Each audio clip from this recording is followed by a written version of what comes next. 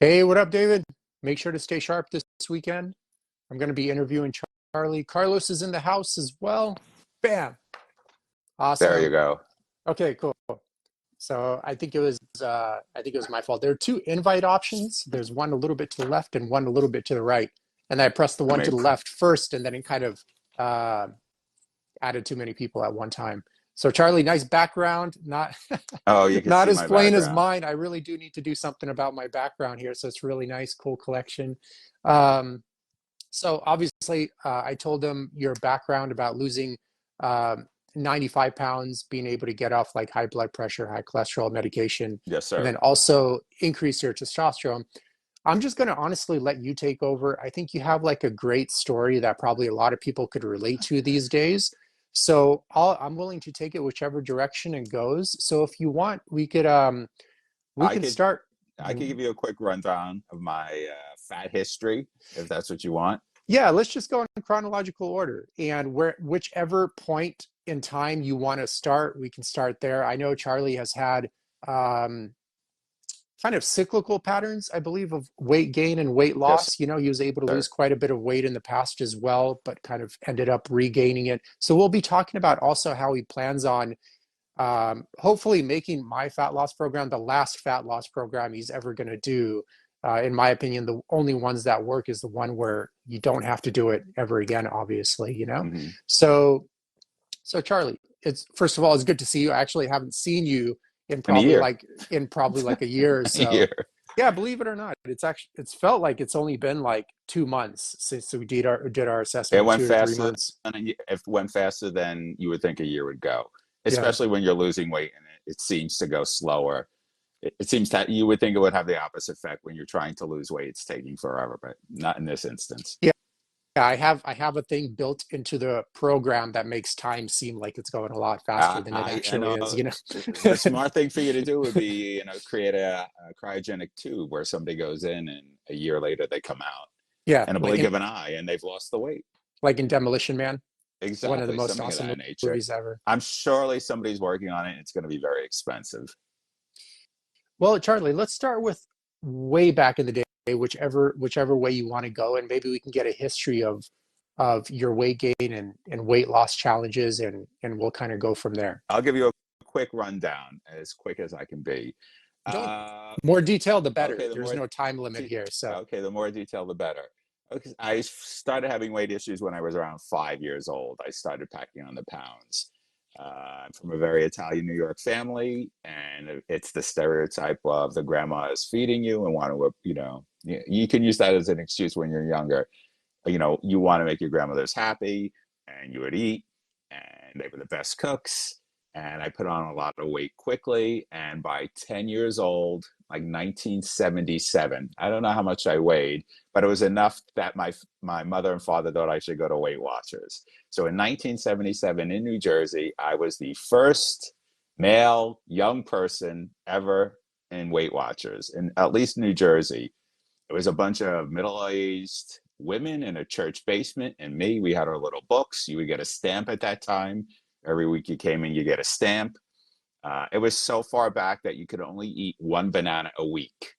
That was the limit because bananas were very high in sugar. Carrots, I don't even think were allowed at that point because of the sugar. I lost some weight, I guess, but my weight went up and down constantly. I think by the time I went into high school, I was around 220. And I'm going to say my medium adult overweight would be my average weight would be probably around 240 from somehow, junior and senior year in college, in high school. But I gained a lot more weight after college. And at one point in my late 20s, I had gone up to 350.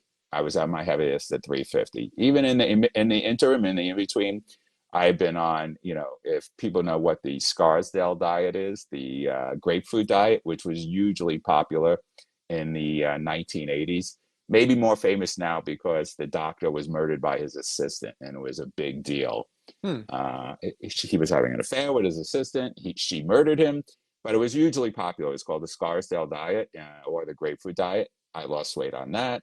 I lost weight on Richard Simmons' Deal Meal, which is probably the best way if you're just counting calories. It was really good. I would, went on Weight Watchers on and off again. So it's every diet plan you lose weight in. They don't fail. It's just almost difficult, impossible to maintain them. When I reached about 350, that's desperate time when you're that big. And I joined something, I guess it's all over the country. It's called Lindora. Well, that was about 20, 25 years ago. It was really, the premise of that was, it was kind of a variation on paleo. Was very little carbs, almost no carbs, and any carbs you really ate through them. It wasn't fully their meals, but it was a lot of powdered shakes, and powdered soups were a big thing, and you had to urinate on a keto stick several times a day to make sure it was purple, and that would tell you if you were in ketosis or not. You had to go every day for a B12 shot Monday through Friday. You went in the morning. They gave Hmm. you a B12 shot to help keep your energy up. And it was funny because one of the first things they say to you when you join is, when you're in a state of ketosis, you may notice an odor, because your body is in that particular state. And I went from say 350 to probably 220 in like 5 months, very Ooh. quickly. It just dropped it. And one of the head nurse came out and she said, well, I want to let you know that the nurse who sees you every morning says she smells something. And I said, I come out of here from the shower, my clothes are clean. Obviously, you told me, the first week I was here, and that just got me so upset that I left You're because like, of you something they had told. stink, Charlie. They literally, that's what they were saying, but it was literally one of the first things they tell you when you're in the program, that when you're in a state of ketosis, your body emits an odor. And after that, I never went back. I kind of held the weight off for a while, and it was up and down. Normal was for me was between, I'm going to say between 220 and 270. I was up and down over the years. And then I had gotten to the point where in 2021, I had reached 310 again. I had gotten all the way up to 310. I went back on a plan, and I stuck to it. It was really just watching calories at that time. And, it's funny, no matter how big I've gotten, I've always gone to the gym, which it makes it seem a little more ridiculous that I'm working out 5 or 6 times a week and I'm still putting on a lot of weight. And so in 2021, I was 310, and say from March to December, I had gotten down to 250, which I was very happy with. And then, as you know, I was in an accident and I tore my left tendon in my elbow, and I had to stop exercising for 4 months. I couldn't lift anything. And in a matter of like 4 months, I had gone back up to 280, and it got to the point then, that was April of 22, and I just couldn't lose the weight. Or it was just frustrating that I had gotten down to 250, and here I was 4 months later back up at 280. um, July of last year. It was just over a year that I contacted you at first. We had our initial correspondence via email. Then we started with the Zoom calls, and my first day with you was August. Well, the first day on the plan was August 15th of 2023. I was around 276, 278 in there. Um, and then the weight started dropping from that point on. I got down to 180. It's like a little higher now because we're starting the reverse where I'm trying to lean bulk. So it's like 184, 185 Hmm. now. And, in that, in the last 6 months, I tore the tendon in my other arm, which caused me to stop really lifting for 3 months. We kept it very light, primarily legs. But you see, and I discussed this with you, that my arms, because of the working out or not working out, 2 periods over the last year and a half, 4 months, my arms turned into grandma arms, where they just kind of sagged and hung down. So hopefully at this point, today, the last few weeks, I've really felt an improvement in my arms. There's certain positions for my left arm and my right arm that I can't do particular exercises, or the difference between arms is ridiculous. I could do 40 pounds with my one arm and 10 pounds with my other arm, or vice versa, depending on what I'm working with. So here we are now, 185-ish, hopefully getting back up to 200 with some more muscle. My body fat is still a bit high. Um, and I attribute that to, being overweight for 50 of my 56 years.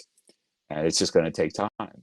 And this year went quickly. At this point, yes, I want to see the body fat drop from like it's around 22% now to, whatever, the lowest it can be. But if I was to not even lose more body fat, there's such a big difference from, even being, there was a difference being fat at 350 at 30 and 310 at 310 at 53. It's just two different worlds, even though you would think, oh, it's going to be the same. You're in your 50s, and I was always tired. I would see my ankles swell up during the day with fluids. I would wake up in the middle of the night with heart palpitations. Um, That's and because you're living in LA. yeah, You no, it's I'm not just living kidding. in out. That would just be, it was like, man, it's like my heart, just walking up a flight of steps is a big deal. Yeah, everything ached, even, you can't eat. I know you're not a McDonald's person. Say you're eating junk food. In your 30s, it doesn't affect you. In your 50s, I would go into a coma and know I have to take a nap after I eat this because it's just going to wipe me out. And I mean, over the course of over the course of the last year, I lost like 90 pounds. And hopefully I'll start to build more muscle in this phase. Again, for everyone who doesn't know, I just started my lean bulk phase, which means I'm eating more calories, less protein, more carbs, and we'll see what the next year brings. I think that's a summary. That's about up Yeah, to date. you touched on a lot of good points, and at the end, we will cover it is a very common problem for some people that diet down Uh, and they get to a fairly low weight, but still mm-hmm, have a higher body fat percentage than they would right. like, uh, simply because, once again, they started at a very, very high body fat percentage. So we'll go over the strategy of how to counter that as well. Mm-hmm, But you touched on a couple of good points, and a lot of people fall into um, easy to understand and trendy diets. And I was mm-hmm, just wondering if we can go over like the shortcomings of a lot of these mm-hmm, diets, your experience of the mm-hmm, shortcoming of a lot of these diets that you were on, just so, like you obviously said, short term for sure, for a lot of people, they will see success, mm-hmm, but oftentimes they're missing a myriad of variables that need to make that weight mm-hmm, loss sustainable long term. And mm-hmm, on top of that, I think a lot of people just forget that no fat loss program is sustainable. Some are right. sustainable for a bit longer than others, but Mm-hmm, the goal isn't to be on a fat loss program indefinitely. It's mm-hmm, just to be on like a fat loss program for as long as it takes to lose the unwanted body fat mm-hmm, and then transition into more of like a lifestyle or muscle development program or whatever the person's goals entail. But you mentioned kind of Weight Watchers first, and you mentioned that a couple of right. times as your go-to resource.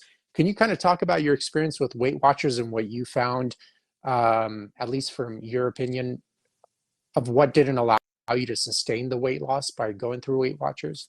Well, it's funny because I almost like a history of Weight Watchers and seeing, as I said, how it's evolved. And it really was, and I think it's probably still middle-aged women are Weight Watchers people, but it was like a big deal when I was there in 1977, fat little kid, in a church basement with all these middle-aged women. And, with that program, and at that time, they really didn't have, you couldn't go into the supermarket and there weren't 50 types of Weight Watchers meals. It was all, they had a list of foods you could eat and not eat. Grapefruit was a big one too, like it was on, I guess in the 70s and 80s, that was the miracle food was grapefruit. Like every breakfast was a half a grapefruit and a piece of wheat bread. That was for Weight Watchers then. And then it evolved. They had their own meals. The appeal, the broadness of the food opened up. And it's still, if you have to do a plan, that is one of the best because it is it really is not a diet. It's more of it's become something where it's you know, if you have the willpower, you it's just a normal way of eating without eating junk food. Or they started, I think this was in the 90s, with the point system, which was you had a lot more leeway in what you could eat, and you accumulated points, and when you hit those points, you were done eating that type of food for the day. I think they really gotten a lot from that method of losing weight from Richard Simmons' Deal a Meal, which was hugely successful. I don't know if you know much about that, Eugene. You had a packet of cards, and all your cards, you started at the beginning of the day on the left-hand side, and it was fruits, vegetables. It literally had a card, and the foods you could eat were the value of that card. And it was much more flexible. If you wanted pizza, it was three red cards, and when you had the slice of pizza, you moved the cards from the left to the right. So he was really trying to teach you how to eat. No, not no, I guess normally, watch your calories, but opening it up to a broader range of food, knowing, hey, people want pizza or people want a hamburger. So would have a regular McDonald's cheeseburger, move over two cards, or when you ran out of cards, you were done eating for the day. And while it was easier to maintain that, you had a lot of people who were out of cards by 12 o'clock in the afternoon, and they had to stop eating. It's a lot of all diets work again. It's just the self control you have, and you have to have the discipline. Um, the least sustainable was the Lindora, which was very expensive. Especially you're going there every day to get a shot. But at that point, I was 350, and you get desperate, and even they check your body fat, and was, I guess, and I don't think you ever heard of this method. They tested my body fat by laying me down on a table and attaching like a dozen electrodes to different parts of my body. And at that point, if it was accurate or not, I was at 51% body fat at like 29, 30 years old. Um, they don't do that anymore. I see there are some Lindora clinics, but it was just almost impossible. You can't live with no carbs. At least when I was on it, 20 years ago, it was almost no carbs, which is why you dropped. I mean, they didn't even want you exercising. They were Hmm. like light cardio. That was it. You couldn't lift weights or anything of that nature because you were taking in no carbs, which is why, and how I dropped 130 pounds in 5 months. It was a lot of prepackaged puddings, soups, and drinks that they provided for you. And I think that there were people who watch this are older. There were watermelon diets. There was fish diets. There was every type, and it's funny when I always say that the best people to ask about weight loss are overweight people because we've been on every diet. We've tried everything, and you know what fails, you know what works, and why you fail yourself. Um, a lot of people now, it's just moderation. Just I tell friends who, if they can't afford or try, I always say to somebody first, you know what, write down on a piece of paper 2,500, and for that, see how you can do just subtracting calories. You can find caloric uh, numbers for anything online now. You could put anything in a Google search, and it's going to tell you. I say try that at first, and see what you can do. And if they're successful, and this is before or after, not like I'm using your. I just say most people. You're bigger. If you're if you're losing too much weight, add some calories to that. If you're losing too much, if you're not losing enough, subtract calories. For just because I have friends like 400 pounds, and he's desperate right now, and I suggested your program to you, but you have to reach a point where my point wasn't even my heaviest with you. It was, man, I got down to 245, 250, and here I am at 280 just a few months later. And it was just, I was desperate at that point. It's like, I can't do this again. You always think at a point, especially, it's like, all right, I'm nearing 60. Let me just put on a moo and whatever happens, happens. I'll just keep eating.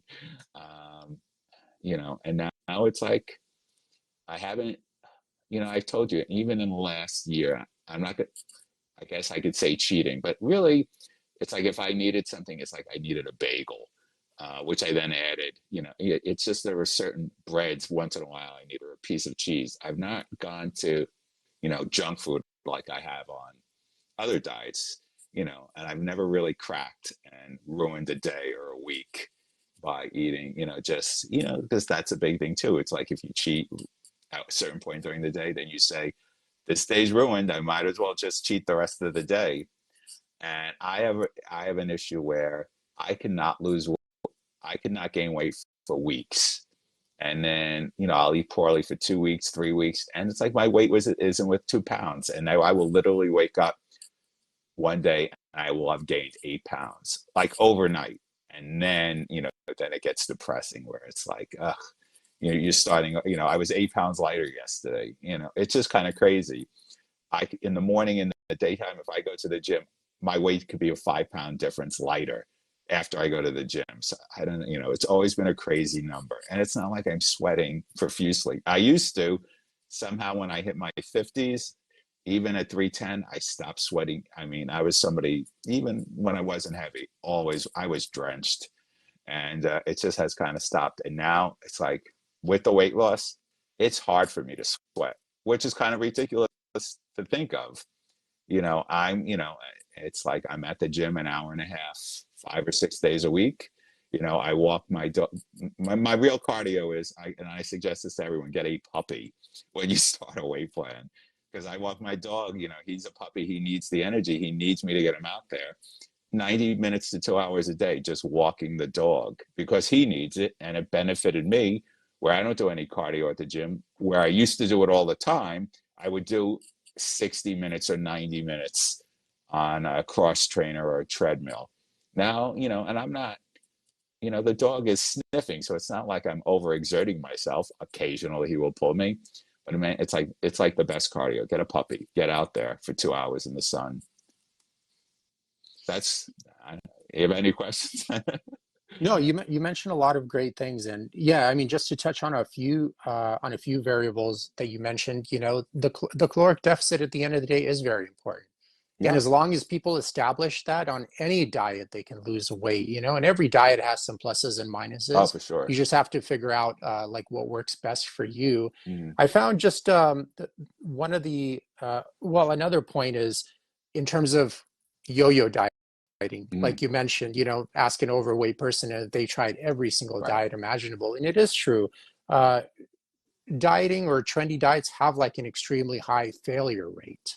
Mm-hmm. If you look up statistics, it's usually around, depending on where you look, anywhere from 85 to 95% of people that go on a diet end up regaining their Oh, weight for within sure. 2 to 3 years, So, and in my opinion, for my observation of doing this for like 17 years already, it's mainly because, you know, dieting, working out, even getting like gastric bypass or Mm-hmm. anything, it's really just tackling kind of going into more of a symptom management approach of the weight gain problem. Mm-hmm. And of course, when you approach it that way, you might have some short-term relief, maybe. A lot of times, as you know, people that start weight loss programs don't have the compliance rate to even see any results from it. Mm-hmm. And that's probably, I don't even know the number there, but from my observation, probably close to 75% of people, if they don't have like an accountability or a coach, it's unless they have that um, really um, how do you say, like a pain teacher visiting where they have a life catastrophe, it's really tough for them to initiate those changes as well,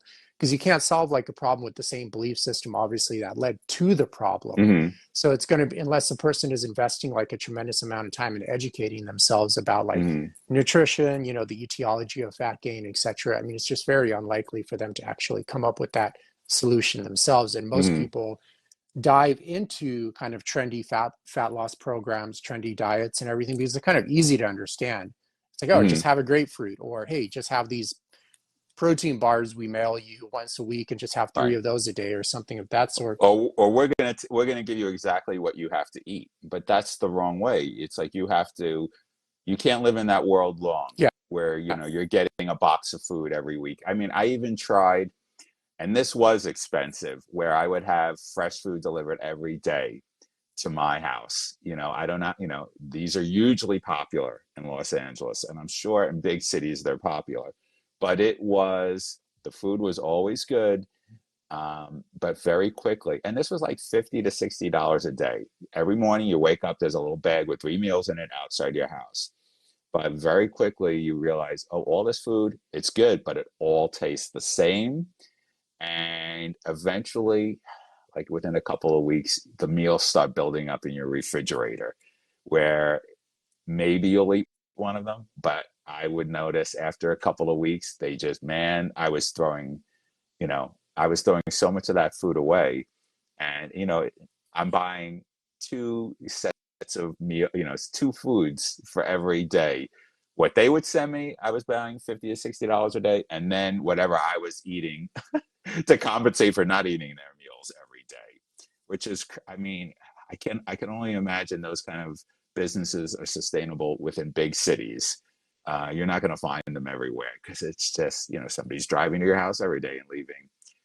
It was, you know, and some of them, I guess, I've never been one. Like you're the first time I'm actually on macros, but now a lot of them will accommodate. You tell them your macros, they will send you your macros. Um, but it's just, it was so, I mean, I don't even want to know the money I've spent on programs. I mean, I think the Lindora clinic, when I did that 20 years ago, that was like $3,000 for the program. Plus, then you had to pay for the food separately. So all those little and that was $30 to $40 a week. But you're desperate, you're taking advantage of somebody at a low moment. You're going to do anything, and whether you have the money or not, you're gonna find the money if you can. And you know, and in regards to you, at first, it's I'm sure the biggest concern people have when they join or meet up or discuss somebody, meet with somebody with you at first time is this is an online person. And you're in Texas, I'm in California, and I had done somebody before you.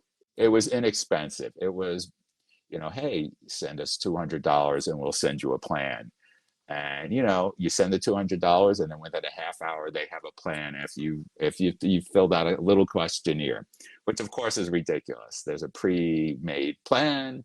With you, it was the opposite, where it was 3 to 4 hours of video calls.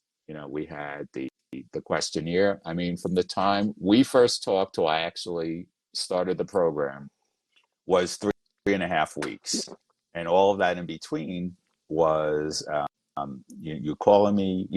As everyone who works with you knows, is there's a session where you watch us move. You just have the camera on us, and that was all before we started the plan. And even the thought of what are you going to do for me? You're 2,500 miles away, and I didn't like the aspect of weighing myself every day. I said, that's crazy weighing yourself every day, but it kept me, because you're up and down every day, half a pound, a pound.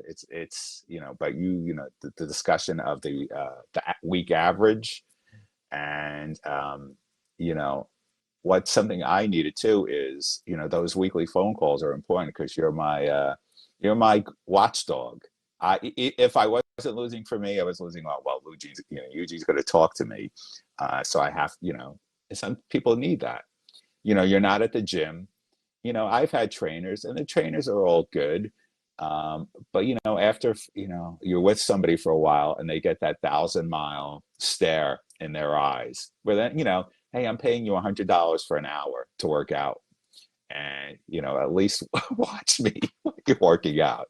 Have friends who are trainers who will say some people just want to talk for the hour, and Mhm. you're riding such a fine line where you don't want to lose that $100. And if somebody just wants to talk for an hour, you're not, you can push so far without losing that's your income. So, but I mean, the idea of you, and even though you're not near me, we don't see each other, we've never been in person, it worked. And I don't know how that, most people can deal with the fact that you're not at the gym yelling at them, or, working them through it. You're not spotting them, or, so that was a big revelation that it works 2,000 miles away if you have the right person. Um, Yeah. that's what I say. I mean, it's a big deal. And it worked and it will continue. I'm entering this other phase now. We'll still keep in touch. Hopefully, I'll bring my body fat down at least 8%. Um, but I had the instance where I lost all the weight and I hurt myself twice. So I'm sure, I lost muscle because I couldn't exercise for 8 months over the last year and a half. We'll see what happens. I feel I'm getting stronger. We'll just see what visually. And I'm 56 years old. It's not that big a deal. Like if I was 30, maybe I would go for some tightening somewhere, but it's like, I don't care. But, I'm not going to get somewhere, somebody suggested, HGH. It's like, no, I'm not paying for that. If I was 30, maybe I would do it. But I'm fine. I feel and look better than I have in a long time. And we'll see what the next year brings. Yeah, you did mention something important in terms of like in-person coaching Mm-hmm. and that you were able to obviously get the results you wanted from just online coaching because I find the No. majority and you kind of hinted at why, you mentioned, oh, in the past I was working out 5 or 6 days a week and it Mm-hmm. still went up to like 350 or 300 Right. pounds. I forgot the Yeah. exact number you No, mentioned. you're right. 350. Yeah, that's because a lot of times, I mean, everything is important for sure, but I would say, like, in terms of weight loss, especially, Mm-hmm. like the working out aspect is the least important for Right. most people, especially when you're trying to meet most people at the level of the problem of where their problems are, and stuff of that sort. So, a lot of times when you get in-person coaching and the good ones are, like $200, $200 Right. an hour, like no problem in especially areas in Right. LA. But a lot of times it's like you're just paying um, for people to spot you and Right. talk to you in between That's sets. literally all it is. And I personally don't think it's worth paying like $200 an hour for someone to spot you or count your reps, No, I and couldn't stuff of afford that that, sort. and it's crazy. I mean, I know some people. It's literally to me, and my friends have told me this who are trainers. It's like the people, for the most part, paying for somebody to listen to them. They're a kind of maybe they're a slightly less expensive version of a psychiatrist, but you know how it is that's your income. You're not going to push them away. You need that $100 a week, whatever it is for and I would only go, I never went more than once a week to a trainer. I said, like in an instance, like what I said with you, you're my watch guard, my watchdog. You're the person, if I'm lifting heavy, I'm paying for a spot. Because I don't like people for the most part. So I'm not the person that goes up to somebody in the gym and says, "Hey, can you spot me?" So I would have heavy days with the trainer, and he would spot me. When I would do heavy. And when I was very heavy, I was ridiculously strong in a sense where I could bench over 400 pounds or I could leg press over 1,000 pounds. But I see those people today when I'm at the gym and all I think of is, my God, you look so unhealthy. I don't care that you can bench 400 pounds. You're at least 80 pounds overweight. And I could see you struggling. And it's just, yes, that's why, you're that strong, is because you have that much meat on you. But it's like, I'm waiting for them to pass out after their sets. It's like, you look so unhealthy doing that. I don't care that you can bench press 400 pounds. And people are cheering them at the gym. It's like, you're going to have a heart attack by the time you're 40 if you don't lose weight. And it's a lot of younger kids too in their 20s are just ridiculously heavy, lifting heavy weights. It's like, I know that's powerlifting, but to me, those are the unhealthiest looking people. You know, when you see powerlifters, they all look like they're not well. So, but it works with having you, check in on me. And after a while, it's like I look forward to weighing myself every morning. And it's like, okay, you have to get at that mindset too, where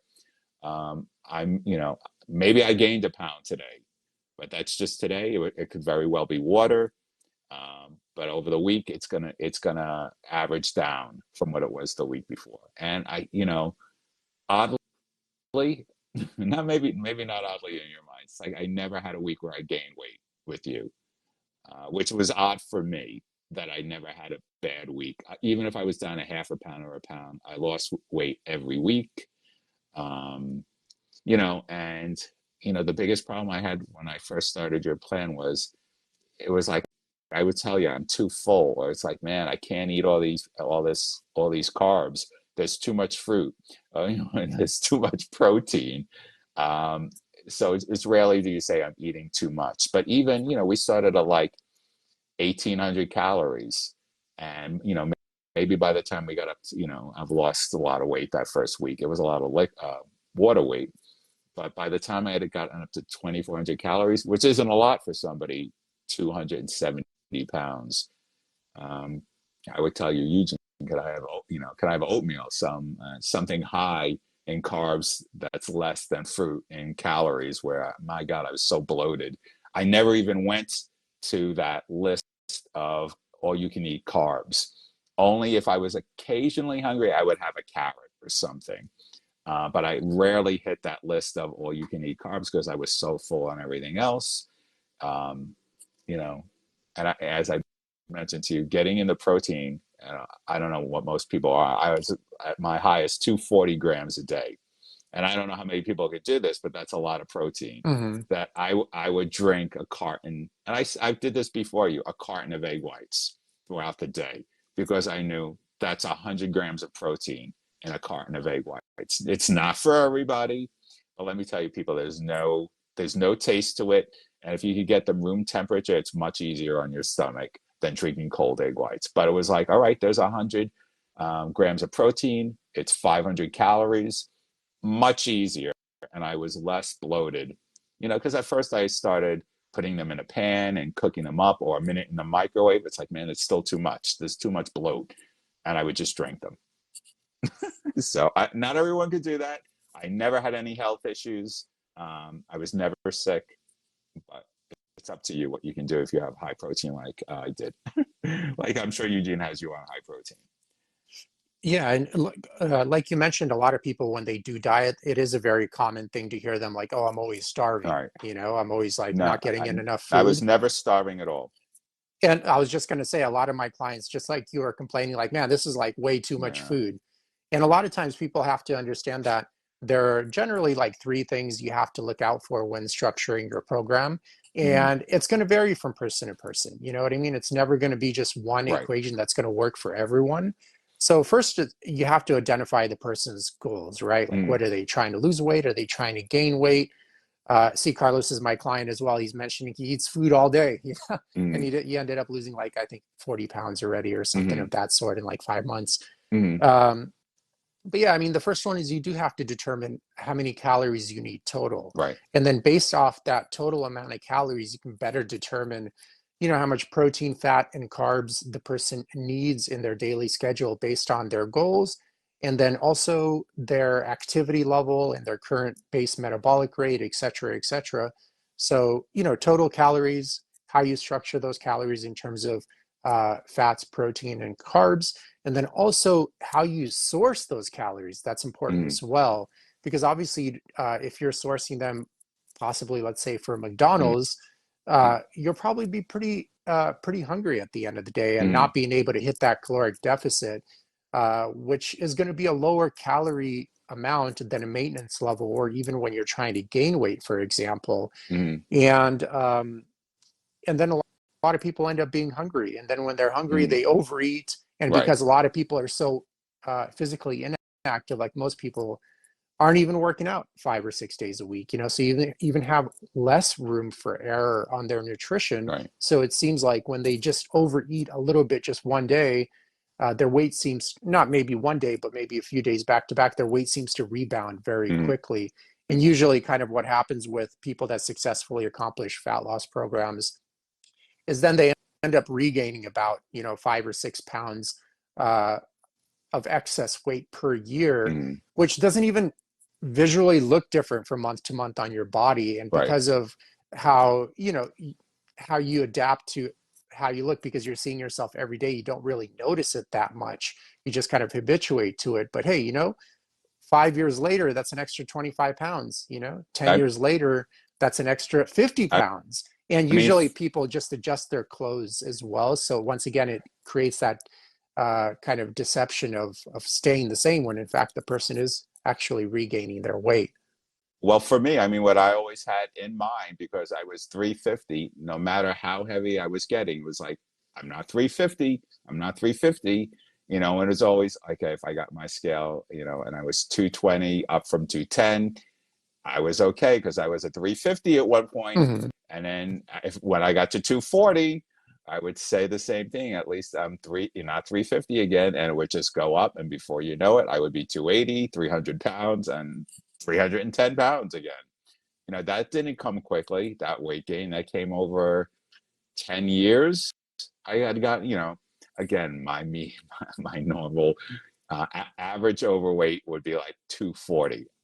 For the most part, I would say, from the time I'm saying, I was in high school till now would be 240 was my average. I mean, it's like I'm out of weight now that I probably haven't been since like sixth or seventh grade. Because I know when I went into high school as a freshman, I was like 220. So it's like I had mentioned to you, it's like once I was under 196, I said, this is a grammar school weight for me at this point. I was never a bull because I was even in like grammar school, I was like 5'8", 5'9", 5'10". I stopped growing for some reason when I was a freshman in high school. I was already like 6 foot and it stopped. So I was never a bull. Well, you've seen some, maybe I was. I sent you some pictures when I was like 6 or 7 years old. But I grew, and it's just like I continue to grow outwards and not upwards. Maybe if I had grown to 6'10", 6'11", I wouldn't have a weight issue. Well, it would be less, but you know, um, so I think about that. But it's like, you and I'd gotten up to most of the program the last year. I had spent, my caloric intake was almost 2,900 calories a day, and I was still losing 2 or 3 pounds a week. Hmm. Um, you know, and if you go by what is told, and 2,000 calories is the normal per day, what most people should be eating. I'm eating 2.5 times, 1.5 times that. I'm still losing 2 pounds.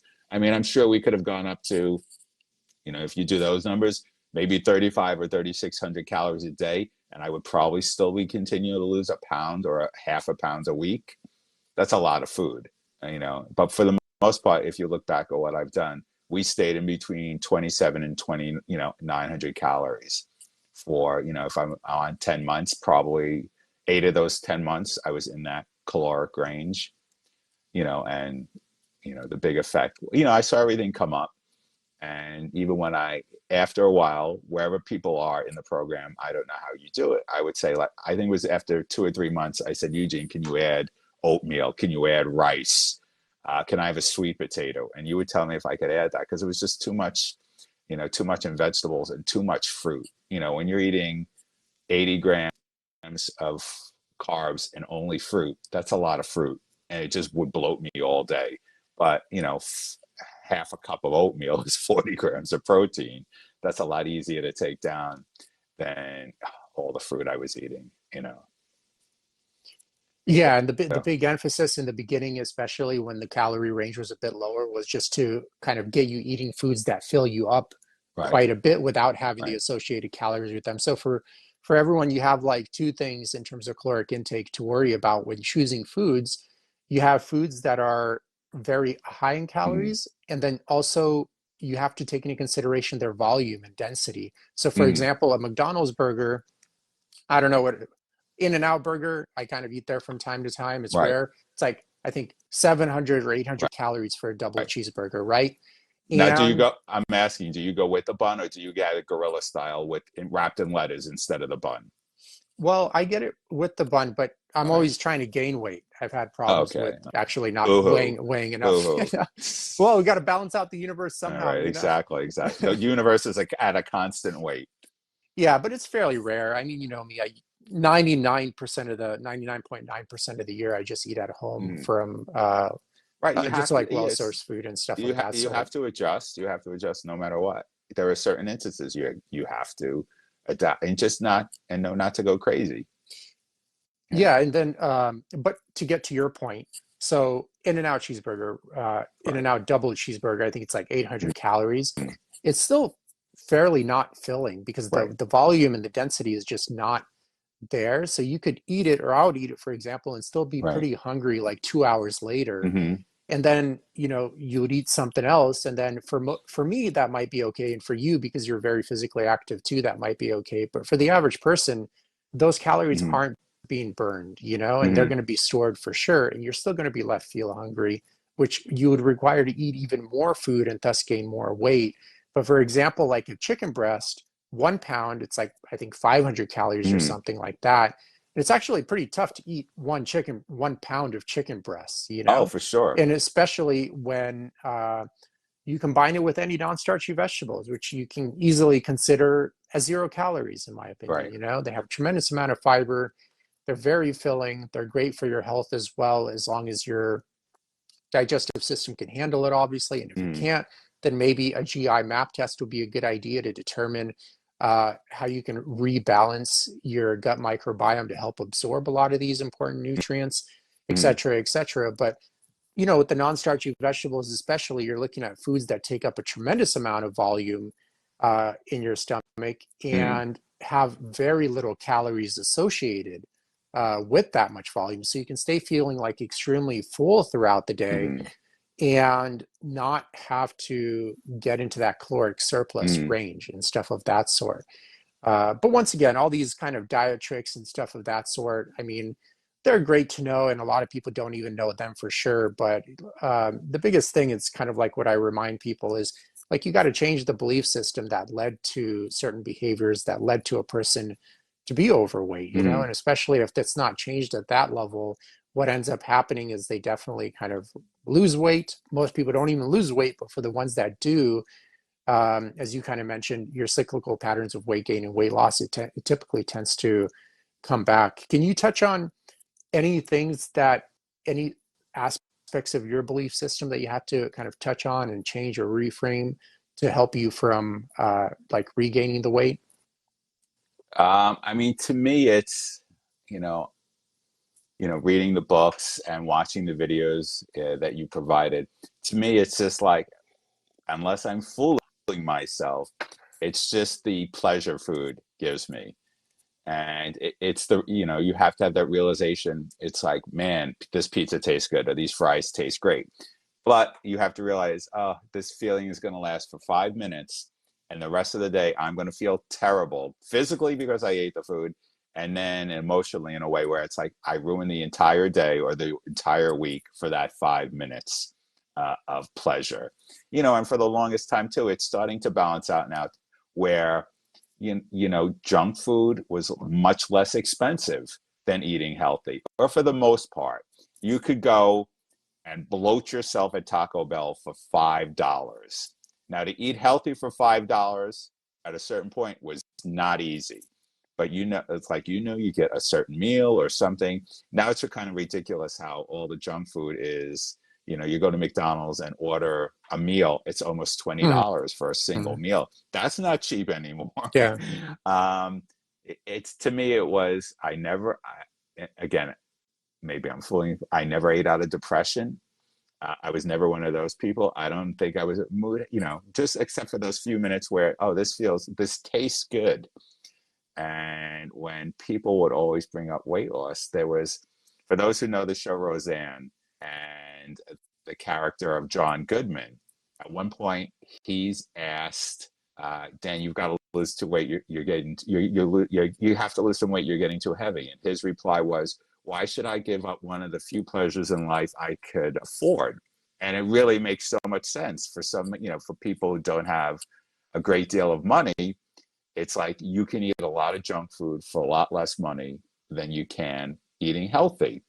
And to me, maybe that was the mindset, growing up lower middle class, and it was just less expensive for mom to take us all to Burger King everyone ate for $10 or something like that. And it's still, I mean, even like the toughest time I have is when I go to the movies because I'm so accustomed to eating junk food at the movies. It's the most different, it always has been. Hmm. It's such a Pavlovian response to I need my soda, I need my juji fruits, I need my nachos and cheese. And like you're in the movies, I'm going to even say for me, it's like I'm one of those people who has everything eaten and consumed before the movie even starts. So Hmm. in those instances, I would be downing 3,000 calories in a matter of 15 minutes before the movie. That's a day's calories in 15 minutes. And it's like just getting, because to me, it's like that was one of my great pleasures. Going to the movies, just enjoying a movie. People make it where you can't enjoy movies anymore. So it's like cutting that out. And my biggest problem always, the last 10 years was the amount of soda I consumed. I mean, ridiculous amounts. Um, I was probably drinking 3,000 calories a day. And, I was addicted to Coca-Cola. I mean, easily, you know, 6 to 10 cans, the equivalent of that kind of liquid. And that just, I think now soda has beaten white bread as the worst thing you can consume. I don't know if white bread is, should be up there with soda, but it's just all those empty calories. And it's just, yeah, all those empty calories and all that sugar I was taking in. And, you know, I, we're trying, the issues I've had with my, in my early 40s, I was tested for my testosterone and it was 160 when in my early 40s. Knowingly, that was what I was tested, and I found out 160. And over the course of the next few years, I had to go twice a month for testosterone shots. Once a month would not work. It went through my system too fast, whatever it was. And I quickly gave up on that because it was 9 to 5. I didn't have to make an appointment, but I had to go between 9 to 5, and a nurse would give me a shot. And it was just like, I work, I can't get here. So I wasn't getting the testosterone. And it slowly started to move up where it was in the 300 range last year, which I was surprised. That was the highest that had been in 15 years, from the time I was 40 till the time I was 55.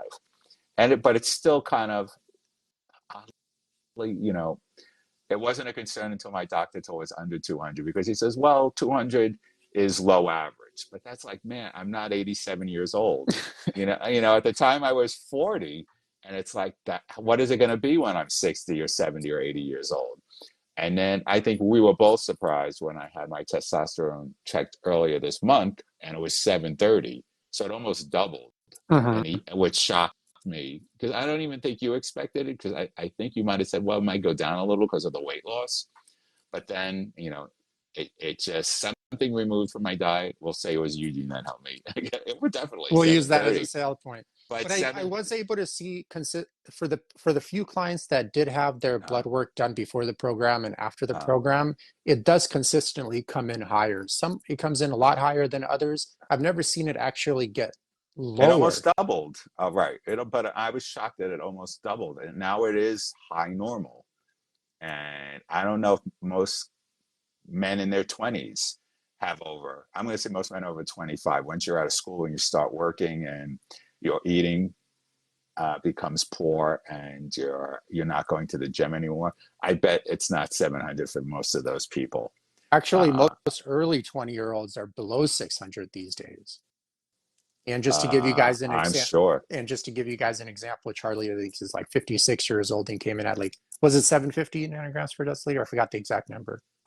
750. I'm sorry. The Oh, testosterone reading was oh, it seven? it was 730. Oh, 730. Okay, 730 nanograms per deciliter compared to the average 20, like young 20-year Right. old these days is below 600. Mm-hmm. It's basically more than twice their age for the most part. So, and for healthy males, that is a normal number for your age group. Uh, A lot of people don't think it is because, once again, like I mentioned like a million times over in every podcast, that pathology, like mental and physical illness, has become mm-hmm.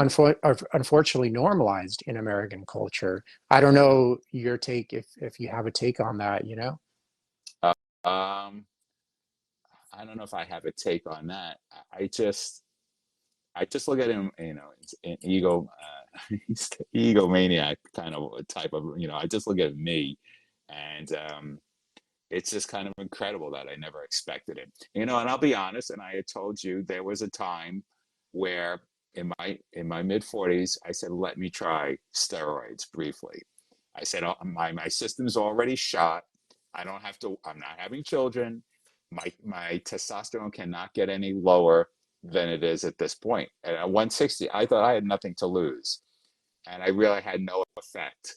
I tried it for like 6 to 9 months, and I knew there was quality to the steroids and stuff that I was using, but it was just, it didn't work. It just, I saw other people were having a great reaction. I thought, is there something physically wrong with me where I'm not having any kind of reaction to this? And I don't know what in my system, and you know better than I, what in my system has changed Well, your drastic. body fat went down a tremendous Right. amount. But That it's like, alone would okay, bump up the test in most people quite a bit. I'm sure that's probably what it is. I just wish I had really kept better track of when I had, especially when you have low testosterone, you have to get it checked very frequently so they can adjust how much testosterone they're giving you. So I was going 3 or 4 times a year just to have my blood checked. Hmm. And I wish I would have kept track of, this is how much I weigh now, um, and to see how that affected it. Or the doctor should have said something to me. It's like, I don't ever recall a doctor telling me you need to lose weight and it's going to help your testosterone. Not once did somebody say, if you want to help your testosterone, you know. I have a friend who's almost 400 pounds. He's my age, and I can't believe that, I guess a doctor just tells, after a while, a doctor is like a trainer. How many times can they tell you to lose weight? And he comes to me and he says, no surprise, my friend will say, when I had my physical today, no surprises, no, when he means no health issues. I said, but you're on so much medication. And to me, the surprise is that there is nothing, that you are. And, you know, don't be surprised that when you do have a heart attack, just because you went to the doctor today doesn't mean you can't have a heart attack tomorrow. And don't say it was unexpected. I tell him, you're 400 pounds. It's going to happen sooner or later. And it's not going to be a surprise when it happens, because you're on all these pills. And, I just get an attitude from him. Then it's like, you're 400 pounds. You've been this big. You're 55. You're lucky you're 55 years old. And you have a history of heart disease in your family. And, Yeah. I it's feel like, like even if, yeah, I feel like, sorry to interrupt, I feel like even no, if they don't have a heart attack, for example, just living like that lowers the quality of your life tremendously day to day. You don't I even have to see. wait for something negative. It's like every day is negative, No, I basically, mean, when I'm back east and I'm with him and I see him try to get out of a car. And I mean, to think, okay, I was 310. He's 100 pounds more than I ever was. And just to see him move, or when he leaves voice text, he's always out of breath and he's just walking. And you can hear him huffing and puffing. It's like, I hope you make 60. And, you know, it's just weird what a doctor will and will not. I guess a doctor just gives up at a certain point. It's like, how many times am I going to tell you to lose weight? yeah. You're overweight. Um, this is all I could do. I could check your blood. I could put you on more medication. I mean, he's on like 4 or 5 pills, just because of his size. And I mean, to see, I mean, I should have taken pictures of my ankles before and after, because it was amazing how they would blow up during the day when and this only started happening in my 50s. It was like, I could feel my socks getting tighter, or shoes. Hmm. I would have to loosen shoes at the end of the day. And it's funny because I used to have very hairy calves, and suddenly the hair started disappearing. And I asked my doctor, and he says, "Well, that's from when your socks are too tight and your pants are too tight on your calves. It just the hair comes off and it doesn't grow back." So that was a kind of a funny, you know, being overweight. It's like, oh, I lost hair on my calves just because of that. But watching my ankles balloon up during the day, kind of funny. And I Yeah. mean, it was visually, you could see they're like an inch and a half, 2 inches thicker than they were when I woke up this morning.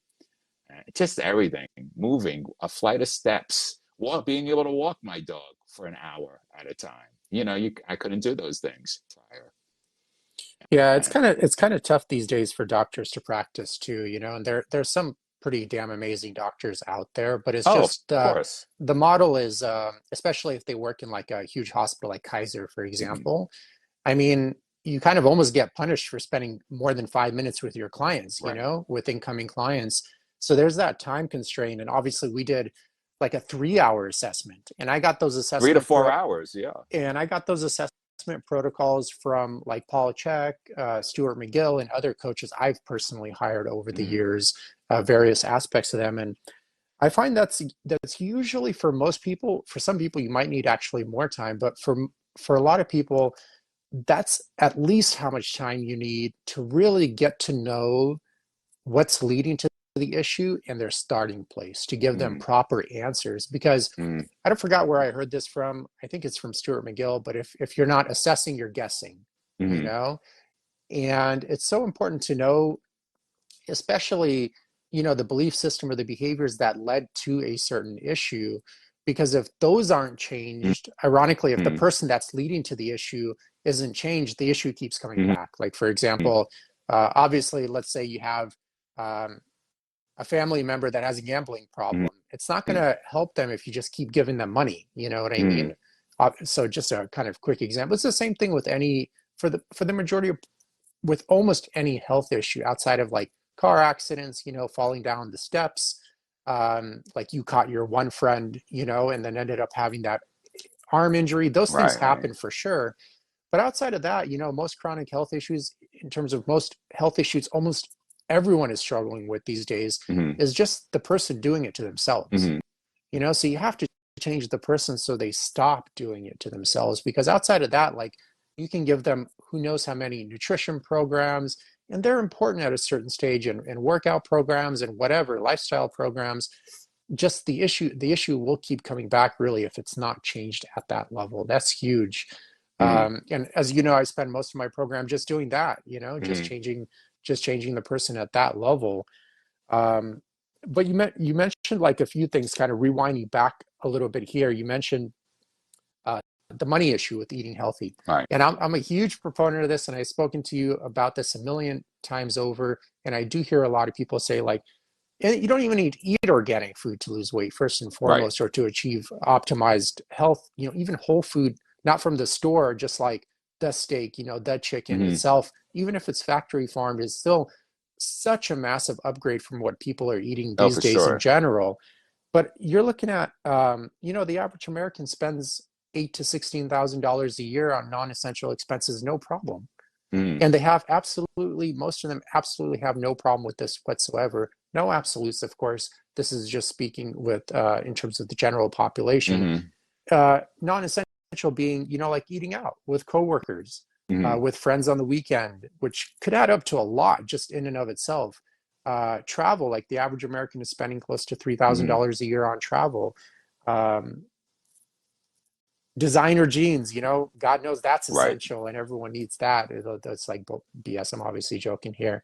And little projects here and there that are totally non-essential whatsoever, and really at the end of the day, if you evaluate in detail, add no value to the person's life. Mm, If mm, anything, is just like a sugar high at best. And then you're back to right. exactly what led to issue ABC, but you're short eight to $16,000 now, Mm, which I'm sure could have been way better invested in things that could actually add lasting happiness to you. But it's those same people that say like, oh, I don't have money to eat healthy or organic.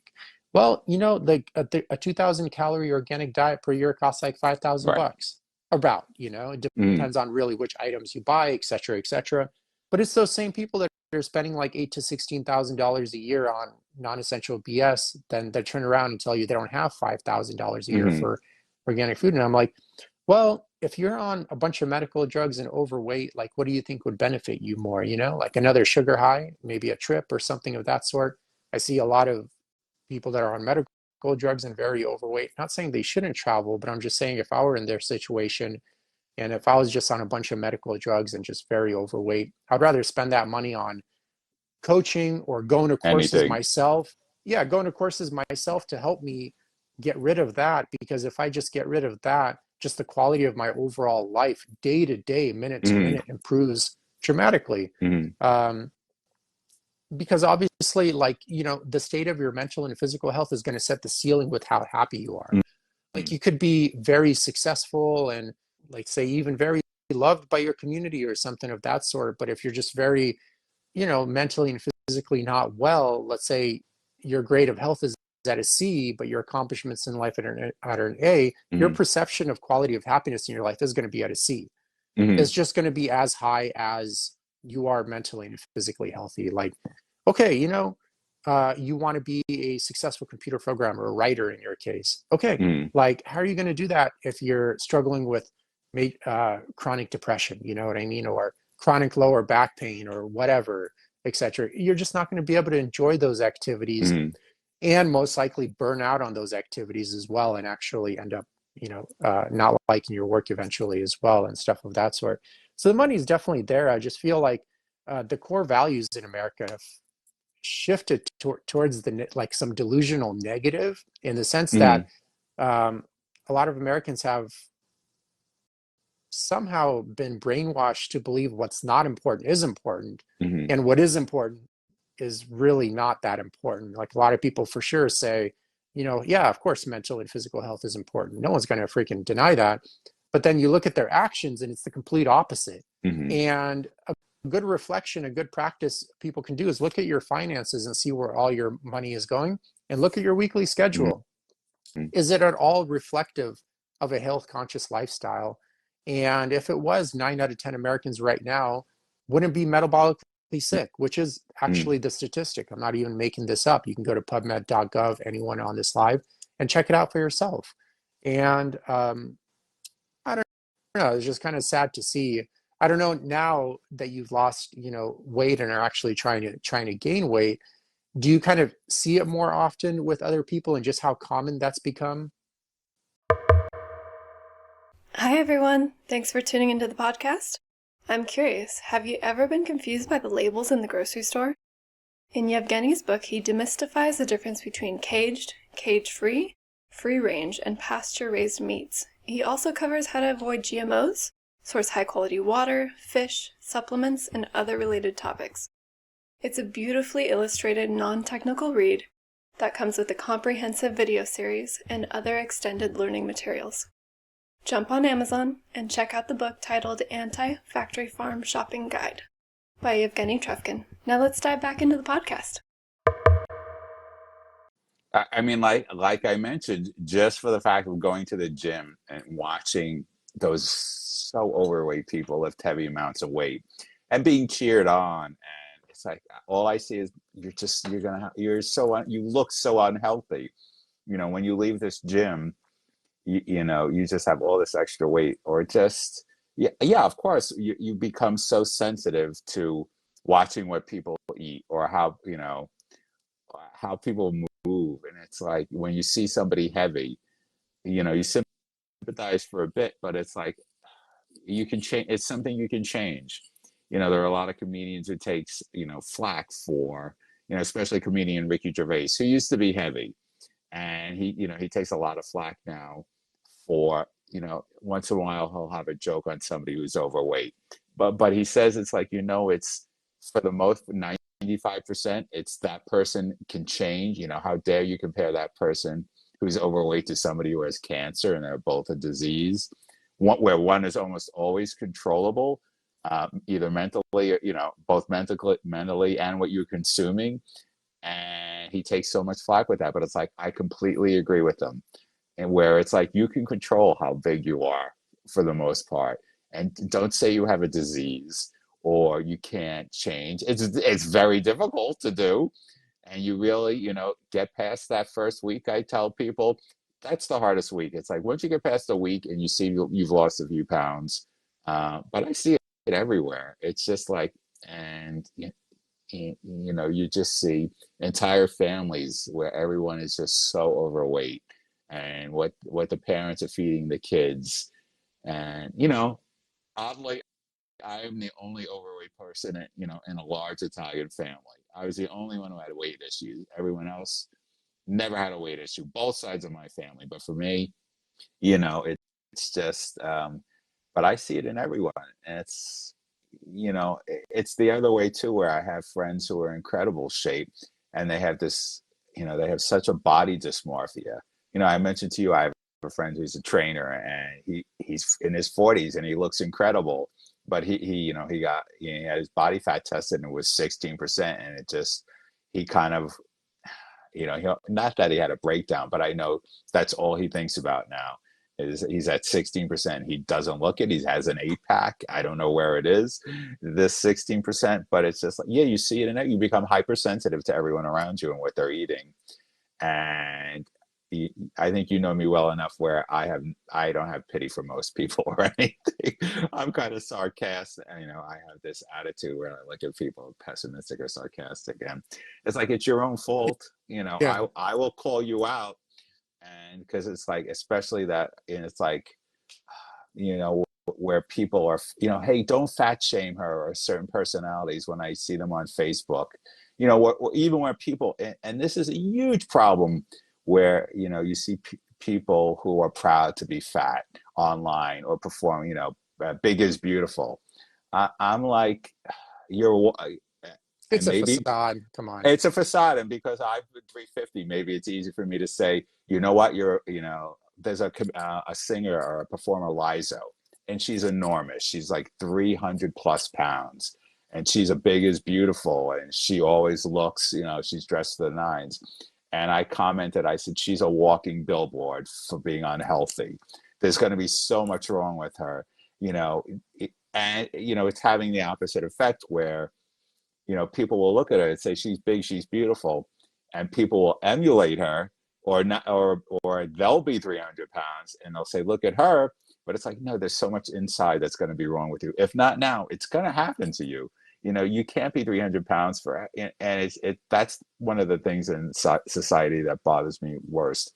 you know Big may be beautiful visually, but don't if a little fat shaming helps in a sense where, hey, you're not going to be healthy. But it's that whole, it's better to look good than feel good. And what we've changed of standards anyway, that's great, but it's like, no, you're not. It's going to catch up with you one day, and you're just going to get bigger, and it's going to get harder to lose weight. And it's not big, it's not beautiful, you know.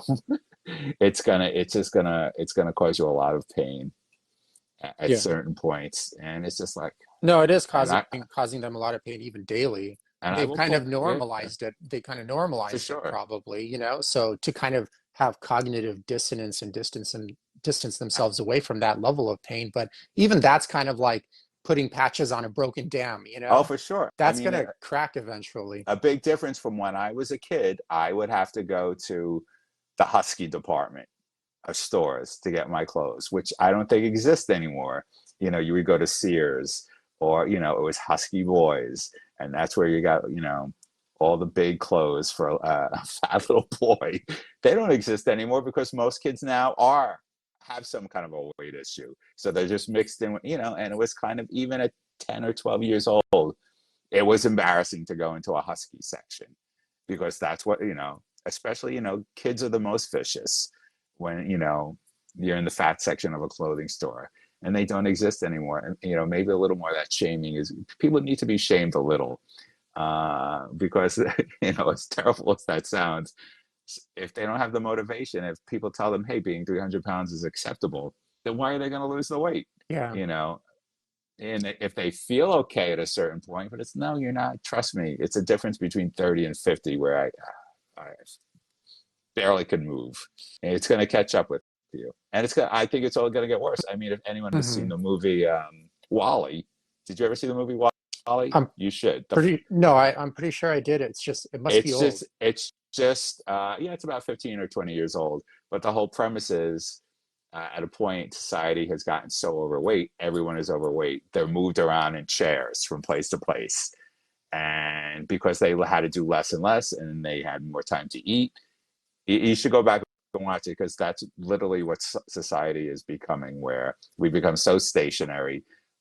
Most of us can work in front of a computer, or even not. When you see somebody who is very, again, I was very physically Hmm. active, but I was still Hmm. 350 pounds. It's just this whole, you know, I don't know if it's going to change, if that's going to change, because this is getting worse. People are just getting fatter. It's becoming more acceptable, and you can't say anything now, or you're sent out. You're cast out of society for telling somebody they're too heavy.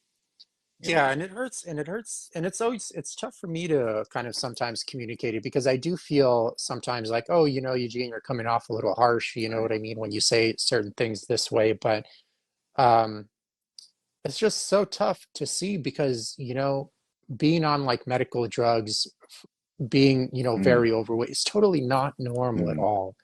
And people do see it as normal. They're like, well, it's my genetics or right. my age. I mean, I love how you said, no, it's you. It is true. Yeah. It's totally the person, and Now which is you. fine. It's nothing to be like worried about. And I feel it's so powerful when you say it's you. Because Mm, here's the good news. If you're doing it to yourself, I got this from one of my coaches, Brian Carroll, you can stop doing it anytime. right. It gives you all the power. If you do need, if you don't know how to, sometimes people just don't know how to. Dude, you could become your own mechanic. That's an Right. option. Start reading books, go Right. to courses, but you can't just think the answer is going to come to you out of the blue. You have to educate yourself. You E- have to go to courses, or you just hire a damn mentor. And yes, you have the money for all this stuff. Like I said, the average American spends $8,000 to $16,000 a year, no problem on non-essential BS. And a good coach is going to be far less than that amount. And a course in a health course is right. for sure going to be less than that amount. And books are you can get for like $1 on the used section on Amazon these days, you know? And literally, what it comes down to, if you can't afford anything, if you just cut your calories, if that's all you have to do until you say, okay, I'm losing, and it's that whole idea too that everyone has, I've got to lose 5 pounds a week. Go for 1 pound a week. And within a year, all you have to do is cut back on what you're eating. It costs you nothing. You're going to save money eating less food. You're going to lose weight. And it's just, and it's, and I look to it when I see a fat mom and a dad feeding a fat little kid in a restaurant. If you don't like the way I'm saying that, it's like, it's so you can control what goes in that little kid's mouth. Mm-hmm. At least if you're not, and I guess you do at that point have to set by example, because if the 9-year-old child sees you eating poorly, Yeah. they want to know why they can't eat it. It's like, to me, that's like the best circumstance. There's a group of you, do it together. It's because it's the one, like, everyone knows better than I. It's the one thing you can't give up cold turkey is food. Not like drugs or booze or gambling. You have to continue to eat. You know, I mean, it's just kind of, again, for people who don't know, I'm a comedy writer, so I find humor in anything. To me, there is no line. So, I mean, when I go into a store, into a Target, and see a very obese model where they have the clothes dressed up, I can only laugh at that, because you're just making it much more acceptable when you have a 300-pound store dummy. To me, the jokes go through my head, and you're just making it easier for people. Yeah. It's just And normalized pathology. I know it sounds terrible to most people, but It's to not me, it's terrible. no. But for most people, you get called out on something like that, and it's like, you can change it. You can change it. You don't It's have to look like that store dummy. I mean, it's That's trying 300 to, pounds. we shouldn't be kind of called out on anything because it's like you're genuinely trying to help people. It's like Right, trying to convince the drug addict that doesn't even know he has a problem that it is a problem. right. You know what I mean? And overall, it will help them long term if they just get rid of the drugs. And Mm. food are basically like drugs for most It people, They is a use it drug. as It is. symptom management and like I mentioned a million times, food, a lot of people just are not being true to themselves in this world, and it's a bit Uh, a bit hard sometimes. And food, guess what, it always accepts you for who you are at the Right. end of the day, which a lot of people don't have. They always have to be this fake persona to keep their Mm. job or their relationship going. They're not being their genuine self. They're being kind of like an actor, and Mm. food doesn't require you to do that. It just Mm. accepts you for who you are, whatever you are, and it gives you Mm. love, love Mm. in terms of pleasure without asking any questions, Right. which at the end of the day is what kind of we all want at the end of the day, just to be accepted for who we are, Mm. even if it's not that much, Mm. it's like, okay, well, that's who I am and just accept me for that. Right. And if that happened, then a lot of this maladaptive behavior wouldn't need to arise. Mm.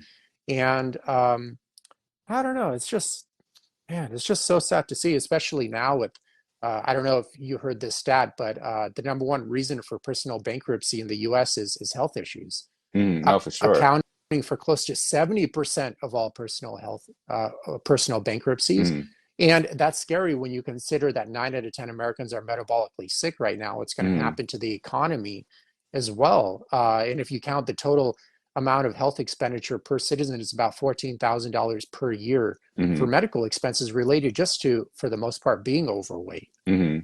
And once again, remember, same exact people will tell you they don't have 5,000 a year for organic food. Right. I'm like, dude, you are spending God knows how much. But like, Uh, but on like you said, if it came down to that, and organic food is too pricey, don't get the organic yeah, bananas. Get the regular yeah, which bananas. is still solid. Right. Exactly. It's better than a bag of chips.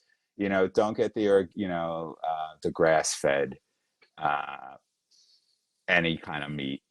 Get if you have to, do it that way. You could still do it. Or if, let's face it, folks, if you're smart enough and you go to the self checkout and you just put in the number for the regular as opposed to the organic, you can be sly and do that too, where you're not paying for the organic, which I get a kick out of. But it's like, yeah, you can still eat healthy, on a budget. It's bananas, 25 cents for a banana. Just a bag of carrots, $2 for a big bag of carrots. Even organic carrots are not expensive. They're only like 50 cents more a bag. Hmm. But if that 50 cents is important, then you get the non-organic carrots. You can do it. Don't spend $3 for a bottled water. If it just things. I mean, to me, it's like when you watch people, especially now, where they'll spend $10 a day on just coffee. Hmm. I mean, how people have gotten, and it's like I look at people now with cups of coffee, and it's like, oh, you look so pretentious carrying that Starbucks around. Where I'm from a day where if somebody was carrying around a cup of coffee, they usually were a blue collar person on the job working outside, and they had a styrofoam cup or a blue and white paper cup, and they were workers. It's like it's complete. Just I look at it that way. So now it's like I look at people walking their dog with their $10 coffee or $5 coffee, and it's like, oh, you look so pretentious. Maybe it's such an LA thing, and they have a yoga mat under their other arm too, walking in LA. Yeah, it's It's usually out like, of plastic too, drink out of right, plastic, and then it's non-organic coffee. You get all those like synthetic biocides in there that are heated in the and plastic. right. It's probably like drinking a big glass of sugary juice, Hmm. or there's so much fat in it, you might as well have a milkshake. Because I think most of the people will go, they're not drinking black coffee or black espresso. It's filled with cream or something of that nature. Where, hey, I would rather have a milkshake than a cup of, than something like that. That's costing me $5, $6, or $7. And people do that twice a day. I've had workers and friends, even people at the gym. I see they'll the gym is right next to a Starbucks, where I'm sure a lot of them are. And it's like, man, you're drinking that all sugary drink. You're not going to even burn off. You might as well have not gone to the gym, because then you wouldn't have gone to the Starbucks next door and consumed 800 calories, which you're not going to burn off in the time you're at the gym. So you're better off not even going out and, make your own coffee at home, black coffee, and just drink it like that, which I do. Yeah, and it's kind of like I always tell people, it's like, man, you're funding your own pathology. Right. I mean, not only are you doing it yourself, you're funding it yourself with your Right. hard-earned money oftentimes as well. And I don't know, they still keep doing it. Even when they admit that, even when I sometimes look, like sometimes they say, no, I'm not. And then we look over the person's finances and it's like they Right. clearly are. And they're going, Right. oh, okay. And then Right. they still keep doing it. I'm like, dude, you clearly there's something clearly like mentally wrong here. Once again, the core values are all over the place in the US, and it's just a core values problem. People have Mm-hmm. normalized like mental illness and physical illness in their life, and not only have they normalized it, they're funding those Mm-hmm. projects themselves and um, keeping that show going. Like, since you're a comedy writer, George Orwell, I forgot his name Mm-hmm. exactly, older comedy guy, Corwell, George Corwell. But he mentioned, oh, welcome to the freak show all the time. Uh, And it's kind of like what society has become. It has become like a cesspool of normalized pathology. People think mm-hmm. it's totally normal to be on a bunch of medical drugs, Mm-hmm. overweight, constantly tired, sitting in front of a computer all day. Mhm. It's common for It's sure. it's just a vicious cycle. And It's then they teach their society. kids to be the same exact way as you've mentioned, which is the Mhm. saddest part. That's totally like child abuse, you know? Um, I It's mean, like there's it's one, I don't know if you heard of that one story. There's this one woman that went to McDonald's and uh, she got some McNuggets or something mm, like that, and the kid was eating it, and one of them slipped out and fell onto her lap and ended up burning her leg. And right. she won like $800,000 or something super stupid Yeah. like that. But I'm like, That's dude, where's the crime of taking your kid to freaking McDonald's? That's showing that you have, like, in my opinion, when what people show pictures of them eating at fast food places, that's kind of like bragging about having a low IQ. well, I mean, it wasn't so much fast food when I was a kid, but I wish it's like I wish that my grandparents or my parents, it's like the one time you truly could be 100% controlled what you're eating is when you're a child. You eat what you're given. And it's like, man, if my grandmother, it's like you want to, nobody loves you more than your grandmother. It's like, I had a grandmother who would feign crying if I didn't eat. And then she would smile when I ate. Very, very traditional, and I was the first grandchild and the first male grandchild, which is a huge deal. So I was spoiled. It's like, man, it's like you can control everything that goes up until you're like, 10, 11, 10 years old. Everything is controlled that goes into your mouth. That's the best time not to be overweight. And it's like you're just making, now it's more of a passive. I guess it's always as a pacifier food. It quiets the child. Anyone who hasn't seen it should watch the movie Fatso with Dom DeLuise from 1978. It's a damn funny movie, but it's also true to life. As to You should watch it, Eugene. It's just that's the typical Italian experience, and it's this man's struggle with weight up until adulthood, and it's like I think it appeals more to Italians just because it's like you see yourself. Everyone sees themselves in that movie, but I'm sure everyone who's had a weight issue sees something they connect with in that film, and it's just like to me that is a crime when you're giving a child that kind of kid. I mean, even going to the movies now, you see the kids. It's not only bad for you to eat; it's so expensive. I mean, like when I was going and I was eating, it was like $30 just at the Hmm. concession stand for 15 minutes of gratification of eating that junk food. 15 or 20 minutes, $30. You're paying $8 for the equivalent of soda, where if you bought the bottle in is $1 or $2. And I'm sure you too have seen the ridiculousness of the bigger the bottle gets, the less expensive it is. Where a 20-ounce bottle of Coke is $2.50, and the big 64-ounce is $1. When you find it on sale, and that's kind of crazy. And just the expense, and again, it comes down to you just and I think everyone has to hit kind of rock bottom in a way. You That's the know, saddest part. Is yeah, like right. that is the saddest part It's because not there's like it never when it's like, oh, I've got 10 pounds to lose. When it's nothing, 10 pounds is nothing. It's better than having to lose 140 pounds. It's like 10 people, let that 10 power, even if you're the kind of person who's like, that's my goal is whenever I lose, whenever I gain 5 pounds, that's my cutoff, whether you're eating healthy or not. That's a lot of discipline to say, I'm 190. I'm never going to be above 195. When I'm 195, that's when I start watching again. Now, you may not think that's the proper way to do it, but if you could do that, it would be so beneficial to you. Where, it just, but to me, I had that number, and then it would be, 195. Then, okay, as long as I'm not 200, then I would hit 200 and it would go up. But if you have the discipline to know when you're a certain weight, to stop and just take control. But you don't. Most people don't. Mhm. Yeah, and most people don't too, because once again, all of their friends are the same way, Right. which I find one of the Oh, it's biggest, so social. So yeah, social. well, one of the biggest problems with people that accomplish that I see with really high relapse rate, and there are a couple of variables to consider here, not just this one. But one of the reasons a lot of people, like I mentioned, that 95% mark of people Hmm. that lose weight end up regaining it, 95% of people regain the weight, It's because one of the reasons, what I found is they stay in the same environment and around the same Mm, friends and family members where the weight gain has occurred. Now, of course, there's mm, an external environment to consider and also an internal environment, but that's like a big one is people accomplish a goal and then they continue to associate with the same friends, continue to go to the same job, the same environment, where a lot of people that I see have created lasting change in the sense they've done a fat loss program and haven't had to do one ever mm, again. And I've interviewed some people in the group that have finished the program 10 years ago, mm, 12 years ago, and are even leaner and more muscular now than they were even when they finished the mm, program.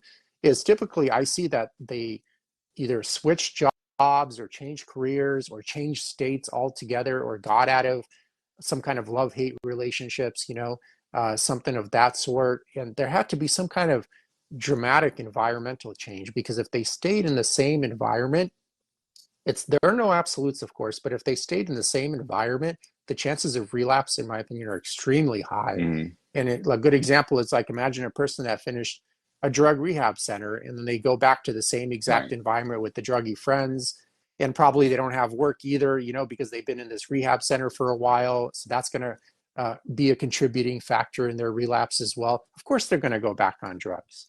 You don't even have Mm. to. You don't even have to be a PhD in psychology to predict that. And it's the same thing with fat loss programs or any Well, health issues. Well, I mean, that's my circumstance, and my circumstance too. I'm a writer. I've worked on sitcoms, but since COVID, I work at home. I work alone, and the biggest problem of working in a room with a bunch of writers on a sitcom, even if you're not a writer, if you work in that environment, is you eat free all day. You're around the table. You order at the best restaurants for lunch and dinner. The food comes to you. You're not paying for anything. You're with a group of writers, and even when that food is not brought to you, there is television is the writers' world. The writers are the kings. You keep the kings and queens. You keep everyone happy. When you weren't having lunch or dinner brought in, there was a kitchen stocked with food, mostly junk food. In between, lunch and dinner, somebody would run out for yogurt or ice cream. The same after dinner, if you worked late, somebody would run out, a PA would run out and get coffee and yogurt. So you're sitting at a table, the long days, 12 or 15 hours, and all you're doing is eating for 12 or 15 hours for free, and you try to bring your own food and it just doesn't win out. It does. You're going to lose. But you can't when you have 12 other people around you eating and you're smelling that food and you have your chicken breast and rice and vegetables. And then when those aren't there, you have big bottles and jars and containers of junk food right on the table within arm's reach. And it's like, oh, I'll just have a handful of peanuts. And then you've like, oh, well, during the course of the day, you've probably consumed an entire jar of peanuts Mm-hmm. on top of everything else you've eaten, which is the worst. It's the worst circumstance I could think of for somebody who's trying to lose weight. Mm-hmm. It's like, yes, go to the best restaurants in LA. It's not going to cost me a dime. Somebody's going to bring it right to me, right in front of me. I have to make zero effort outside of picking something out of every show has a huge menu book. And somebody would pick the menu for that afternoon or that night. And it's like, bring to me. And no limit, no $10 limit, whatever I want. It's easily, most riders I bet gain 25 to 30 pounds during the course of the season, and since COVID, I've not had to deal with that. So that's a big deal. Yeah. How would you, I don't know, like how would you go back to your old self and convince yourself to do this path like a long time ago? Do you even feel your old self would even listen to you at all? Uh, I would hope my old self would listen to me because I never want to be at the point where I have to lose more than a few pounds ever again. Because I think if I ever got back there at this point, again, I'm almost 60, it's like I would just completely give up and say, what's the point? I'm almost 60 or I'm 60 years old. It's a lot easier to buy bigger clothes now than it was 20 or 30 years ago. Um, if I ever got to be more, it's like, we've discussed it. It's like, I'll be happy at around 200 pounds, which is a good weight for me. I'm 6'1", and if there's some decent muscle on me, I'm very happy with that. But man, if I was ever to, the pictures, like when you showed me the pictures you were going to post of me today, and I have that Monster Party T-shirt on, and one, and it's like I don't remember taking it. You grabbed it from a screenshot. It's like I can't even look at that picture. And in my mind, oh, I was only 275 in that picture, but it's like I look like I'm ready to collapse. I just look so. The comparison. I don't know how my hair got so gray in a matter of a year from those before pictures to the after pictures. Maybe because there's a lot less hair. But it's like if I get to that, I don't feel at this point. I don't feel, even though it's not the greatest amount of weight I've ever lost at once, it's like I can't. I'm running out of time. It's like how many 60-year-olds or 70-year-olds have dramatic weight losses, unless it's like they've had a heart attack and they've been told they're going to die if they don't lose 100 pounds. I would probably give up if it ever came back. And it takes away all the things I could go back and think of that all that weight prevented me from doing, that I didn't want to be, in certain social situations. It's like I didn't want to go out when I was 350 pounds or 300 pounds. Um, just the things that prevent, the traveling I didn't do, just to think, oh, I've got to get in an airplane seat and be uncomfortable for a flight. Even going home to New York, it's like, I don't want to get in a seat and be that uncomfortable. Well, just the things it takes away from you. Or even to say, when you that at that age, that time, 30 years ago, it's like these are the only clothes I can wear. These are the only clothes I could buy because this is all they sell. You're wearing blue jeans or black jeans and the same shirt, variations in color. To some people that may not be a big deal, but I'm it's like, like, man. that sounds like me, Charlie. I wear the same. Well, I I mean, have it's kind of I funny. have like 20 black shirts. I mean, And that's like, how I am now too. But you have the choice that if you didn't want to, imagine not having the choice that this is all you're going to wear.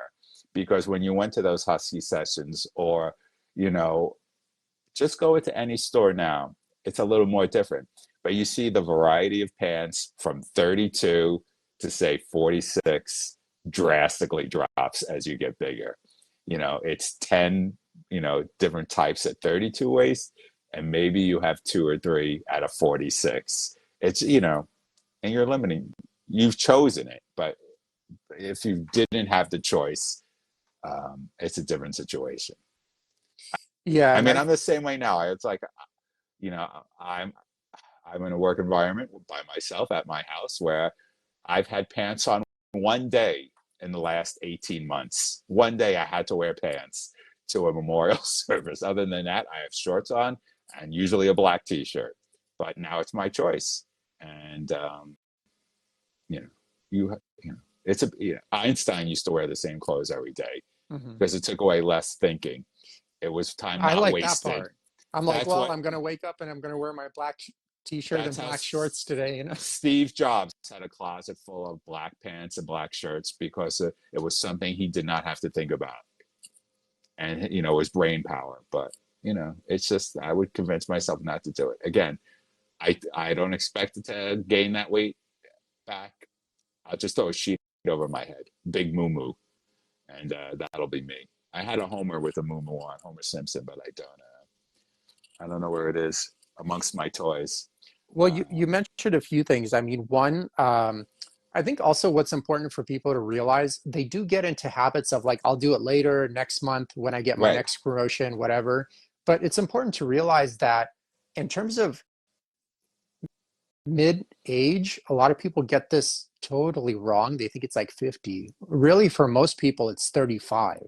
And for a lot of people, it's actually Oh, 30 is mid-age. oh, Because for the sure. average, yeah, I mean, Yeah, average American dies at 75. So mid-age is really 35. for So sure. Most people once, don't know that. yeah, one time, dude, Charlie, even one time I got like a 75-year-old. Mm. I did the uh, intro call that I did with Uh, you. uh, He reached out, he wanted a consult. And they're like, very overweight, um, 75 years old, and he's like, I'll do it next year. Next year when I get this house. Yeah. I'm like, dude, you don't have any more years left, man. You You, know? you know, I mean, especially if you grab it when you're younger. I mean, I mentioned this to you way back. One of, again, being sadistic like I am, one of the benefits of being in a gym a long time, I've been going to the same gym for 20 years, is that you see people at their physical peak, like high school age, early college, they look incredible. And then just how quickly, 5, 6, 7 years, they completely change. They're mid-20s, they're overweight. It's drastic. And it's because it's like life is, kind of sucked the life out of them, Hmm. where they're now, they have a job, they maybe have kids, they have a wife, a partner, and it's, man, it is drastic in some instances. You just see how people change from their late teens, early 20s to their mid to late 20s. It's kind of drastic.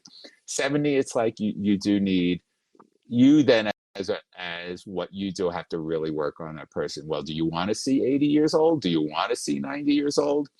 Then it becomes really, every day is a gift.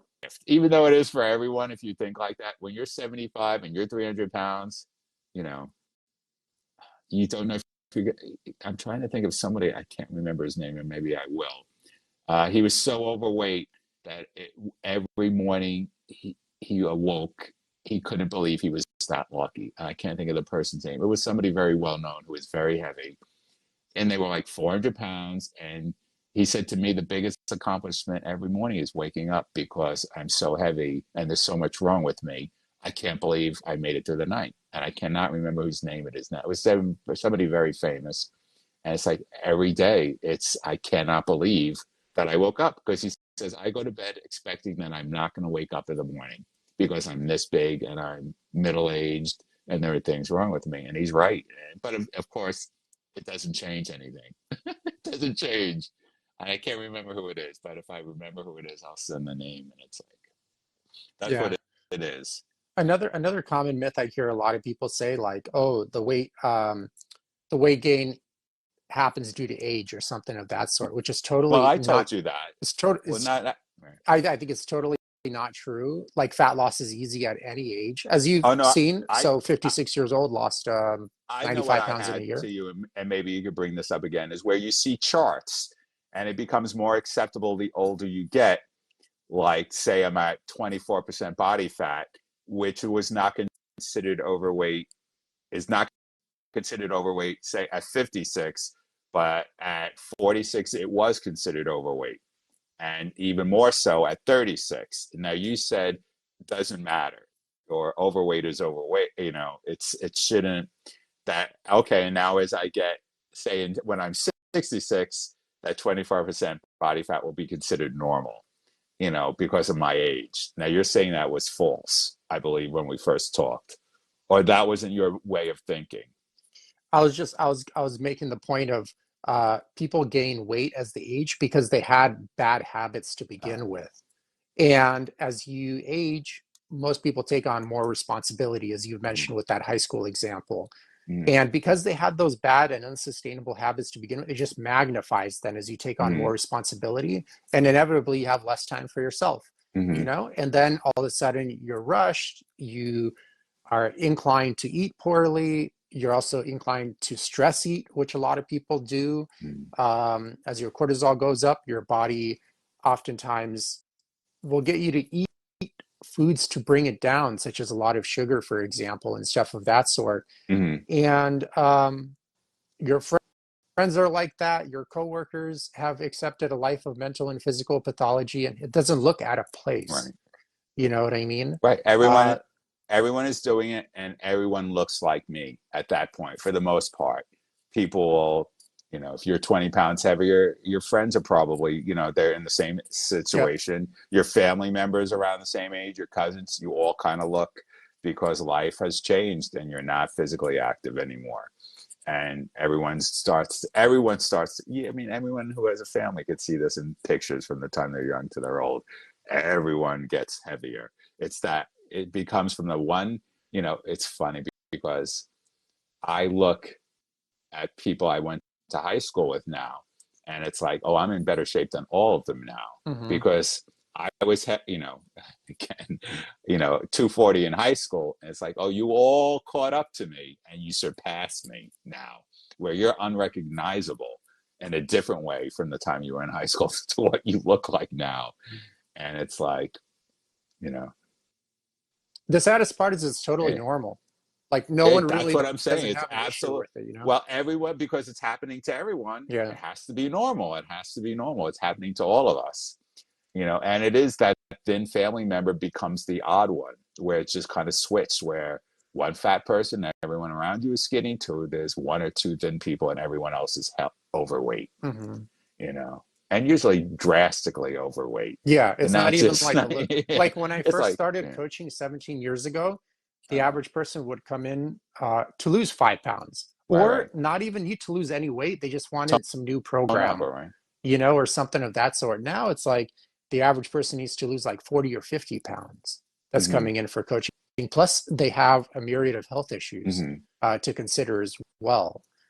So just to give you a perspective of how that's changed in like 17 years, mm-hmm. Um, I mean, I don't think it's ever going to go back. It's never there's going too to much reverse itself. money in sick people. That's why.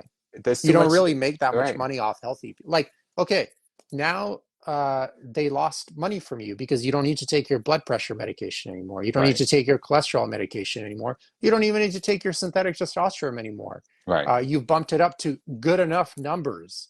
You can have like a great physique at 700 plus right. nanograms per deciliter. You don't even need to go to like 1500 or something crazy of that sort. All of a sudden now you're not going to have to go to the doctors as often. But It's like they're it's losing they're losing money on you. You know what I mean? well By you being healthy. that's why there isn't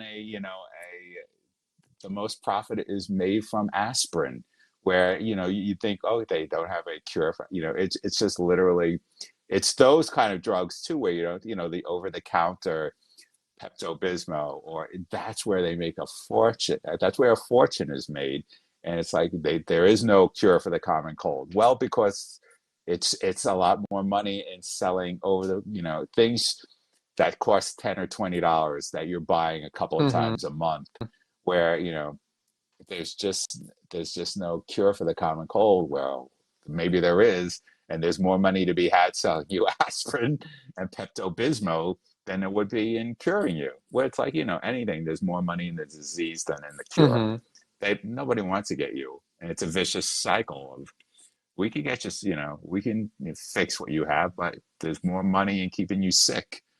And, Well, quote unquote, I disagree with the word fix. right, I don't think they're fixing right, anything. They're right, masking one symptom and then right. creating a couple of other symptoms with that procedure or drug that they're giving you. It would be great if they can actually genuinely fix it and Well, if come you to a listen to all resolution of the, that issue, but it's not the if case. you listen to all the side effects on just an over a counter or something when you watch those commercials, it's like, how many of them may cause death when you listen to them just for certain prescription items online, when you're watching? It's like, well, I would rather take my chance with the disease than all those side effects that could come about from taking the drug, may cause death, you know you know I got this from my friend Jerry Kuykendall, but he's like, you want to do something funny with your friends that are on drugs? mm, Tell them, hey, would you eat this food that has these side effects, and list the side effects of those drugs? I list the side effects of those drugs, and they go like, no. And it's like, well, actually, it's not a food. That's the drugs you're taking. You know, right. it gets them and every it's time.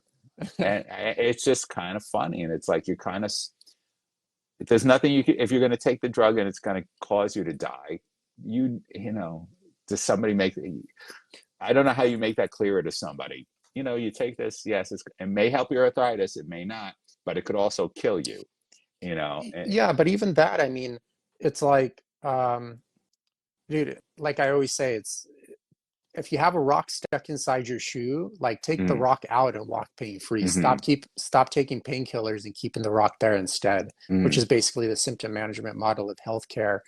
And you see, anyone that takes that symptom management approach, their, their issues remain unresolved. mm, And if anything, they just develop more issues with age and also just look mm, very aged, like much older than they actually are. Because mm, once again, you're not changing the person that's causing the problem.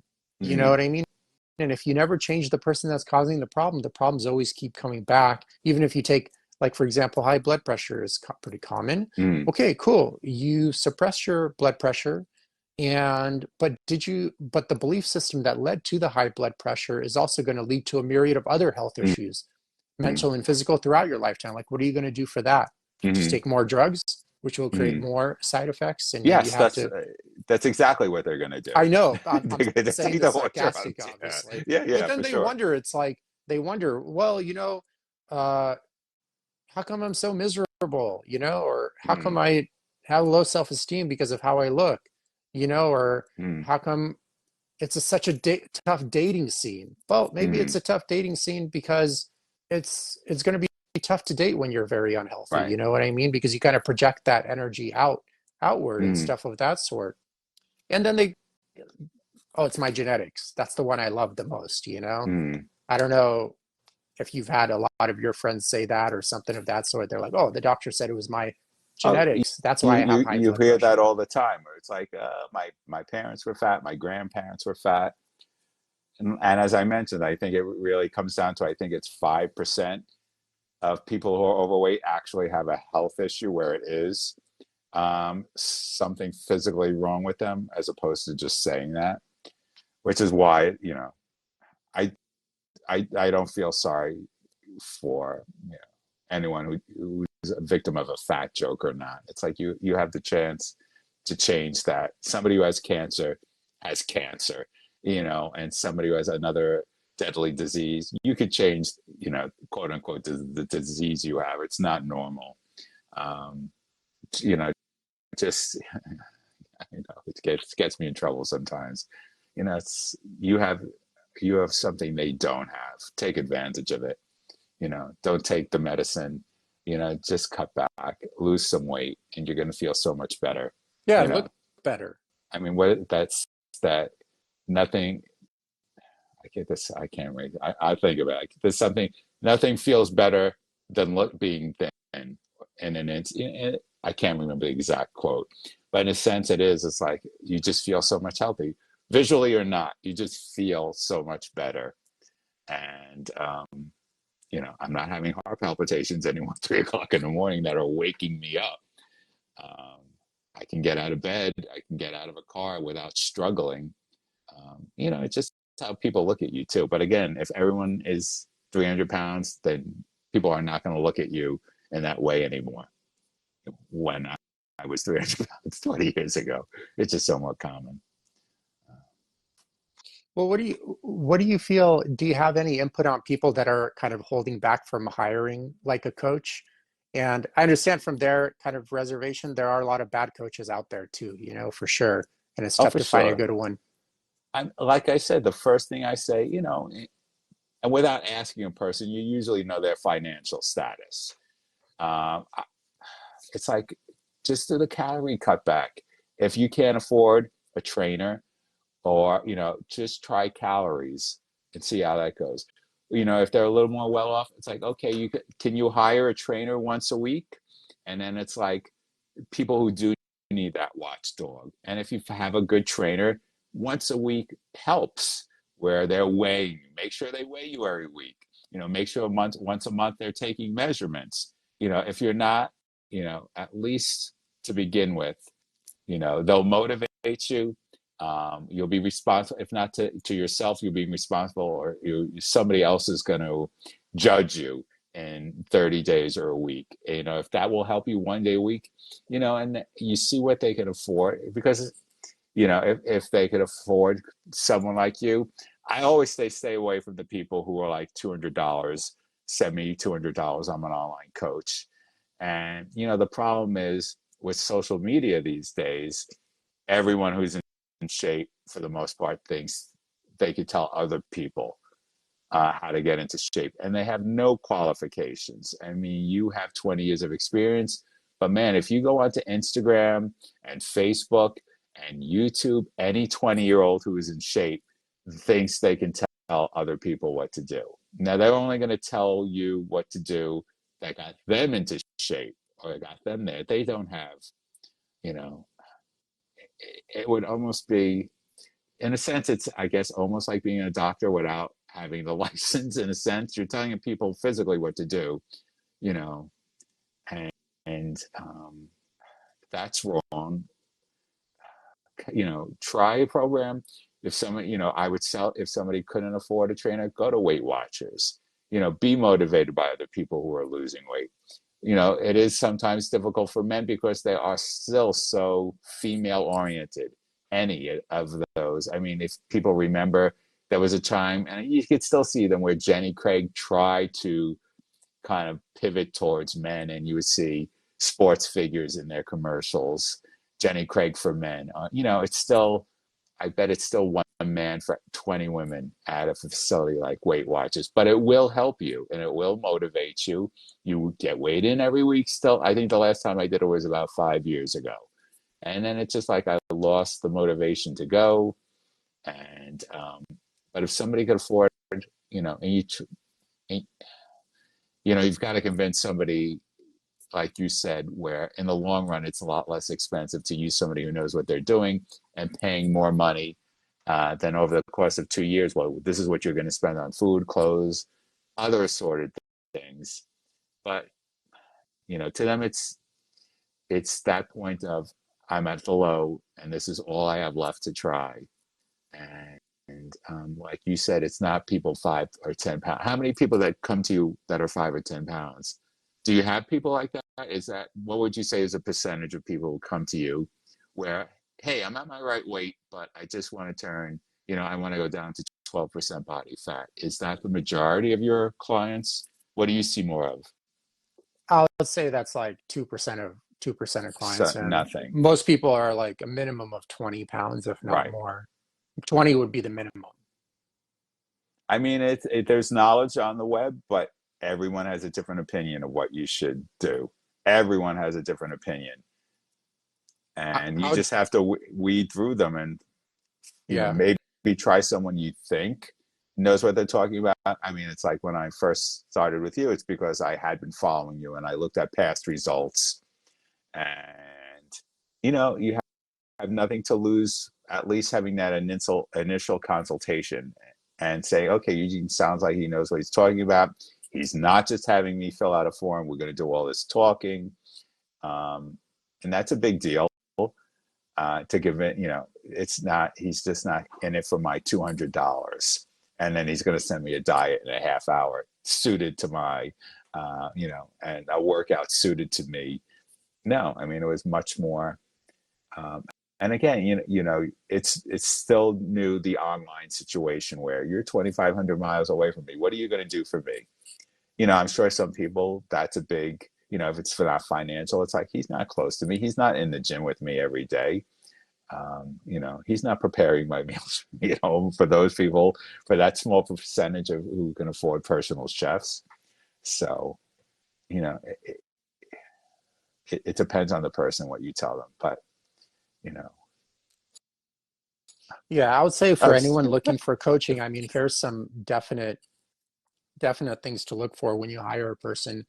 Um, I mean, for sure, if you show up for the first time and they do a quick Q&A mm, and then they have you sign a waiver and get you into the gym, that's already a huge red flag. I mean, like I mm. mentioned, the minimum assessment should take like 2 to 3 hours minimum. When you first Oh, for sure. initially meet the person, I think ours was like closer to the 3 hour mark. I forgot exactly because it's been a year Yeah, it's already, and like three or everyone, 4 hours we talked, yeah, and that's you kind know. of, you're pretty much not going to get that from the majority of trainers. And then on top of that, the really good trainers in person don't really coach. They assess you and Mm, they might do like an intro week or something on a new program, but their main thing is really just properly assessing you and writing out a solid plan mm, for you. You know mm, what I mean? And they're not going to be like a rent-a-friend where they sit and count your reps and stuff of that sort. That's not how most elite coaches coach, um, unless you're paying them 500, 600 an hour. Some even charge 800 or 900 an hour, mm, and stuff of that sort. Um, yeah, I mean, another thing is if they're not like writing out plans for you, like workout plans for you, and giving you this information, so you know exactly what you need to do Monday through Sunday, Hmm.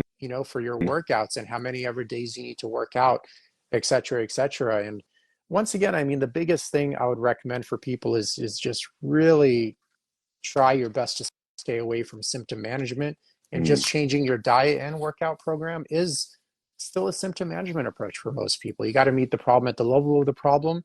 And the problem most of the time is kind of like what you said multiple times, the person. And you got to Right. change the person that's causing all of the problems. Well, it's always the person. Yeah. I think 100% of the time, it's always the person. And without You know. doing that, I mean, you're going to be funding the health industry quite a bit, because you're going to Mm, be going on one diet after another, one medical drug after another, going to one health expert, maybe getting rid of one symptom just to have another symptom pop up a few years later. Then you got to spend a few years tackling that mm, symptom. And that's going mm, to be their whole life. And I see it all the time. And it's great money for the health professionals for sure, but it's just a lot of frustration for the individual, and they're wondering why they're never getting better, because inevitably they're just not changing the person that's causing all of their mm, problems. And sometimes you do need the education, it's important too, but a lot of times really it's just, it has to happen at that mm, level if you mm. if you want a uh complete resolution of the symptoms and stuff of that sort.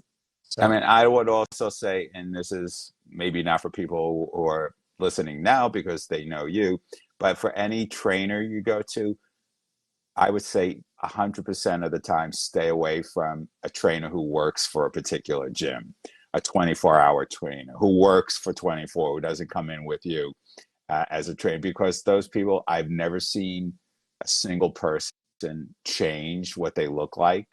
I know at 24-hour, that particular type of gym, you became a trainer after 24 hours of class, of a program. You went to a 24-hour program, and then they would make you a trainer.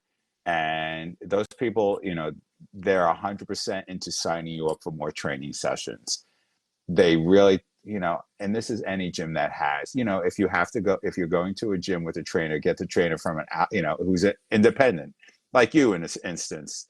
Um, because, man, has anyone ever seen somebody who goes to a gym and they've changed with a trainer that is associated with that gym? Never. I've never in 30 years seen anyone.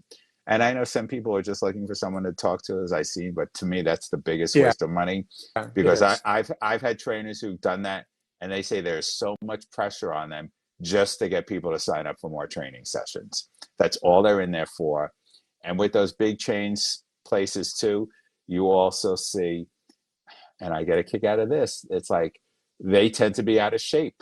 Hmm. Somebody's a trainer only at a 24-hour, or, and, I think we briefly talked about Planet Fitness, which literally has a pizza day on Monday and a bagel day on Sunday, where they supply you with bagels and pizza if you're a member.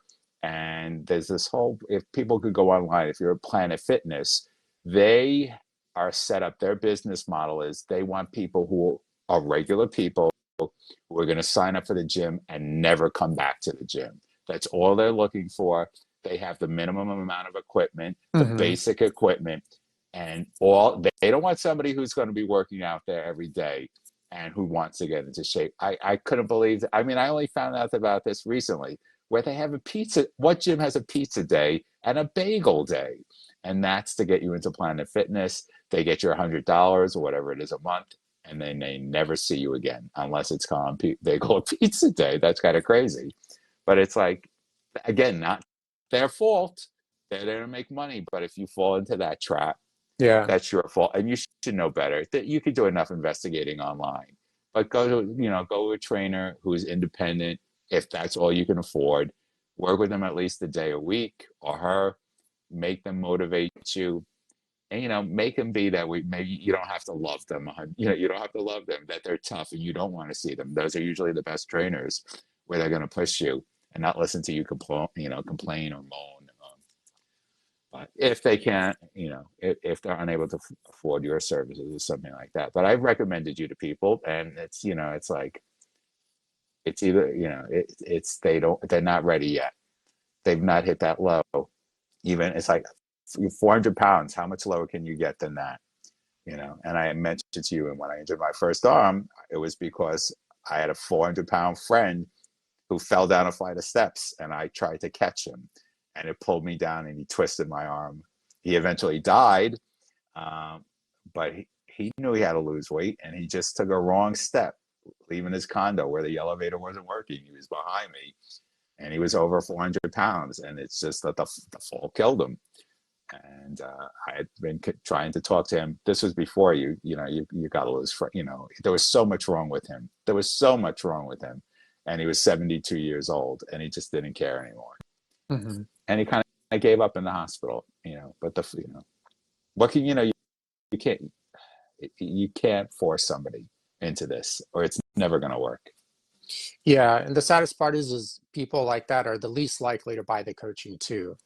You Oh know. yeah. But another thing to look for in coaching is, I mean, definitely if the coach is on their phone during the training session, I Right. mean, that's an obvious red flag.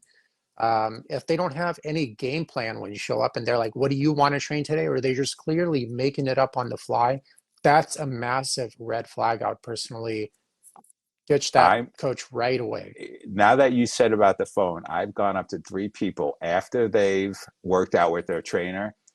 And I will go up to somebody and say, how can you train with that person? They were on their phone their entire time. When you were doing that exercise, they were looking right at their phone the entire, it's like, I'm paying you $100, $200. Mm-hmm. You could at least look at me for the 1 hour I'm with you. I mean, it disgusts me because that's so Yeah, common now. it That you're is. right. It's bad enough when you're just staring into space and you're paying somebody that kind of money. When you're on your phone now, I'm not paying you $200 to look on Facebook for the hour I'm with you. That's crazy. They should be, taken out and drummed out of the trainer core, whatever it is. But, Yeah. it's so common. And also just I also found, honestly, like even if a person has a bunch of degrees or certification, it almost means nothing Mm-hmm. oftentimes, because even those college degrees are kind of easy to get. It's not like they're tough Right. majors on top of that, and you can get by with C- grades and still get your degree. Oh, yes. Yeah. Even a few Ds, I'm sure. And then also the same with certifications. I mean, Mm. a lot of them you can just get over the weekend if you have What even I a told, I just moderate mentioned to IQ. you, 24 hours was the certification you needed to be a trainer at a 24-hour fitness. And to be honest, 24 yeah, I hours. mean, to be honest, in California, Uh, uh, I don't know for every state, but I know for California because I lived there for so long, you don't even need a certification to be a coach. All you it, need is a CPR card and fitness insurance, and I'm and sure that's too, it. I don't know how it is by you, but in LA, I guess it's big where there isn't a block I can't walk where I don't see somebody who's posted a trainer who's physical trainer, blah blah blah, on a piece of paper with the tags. You pull the phone number out, and I find those probably are so appealing because they're only charging $25 or $30.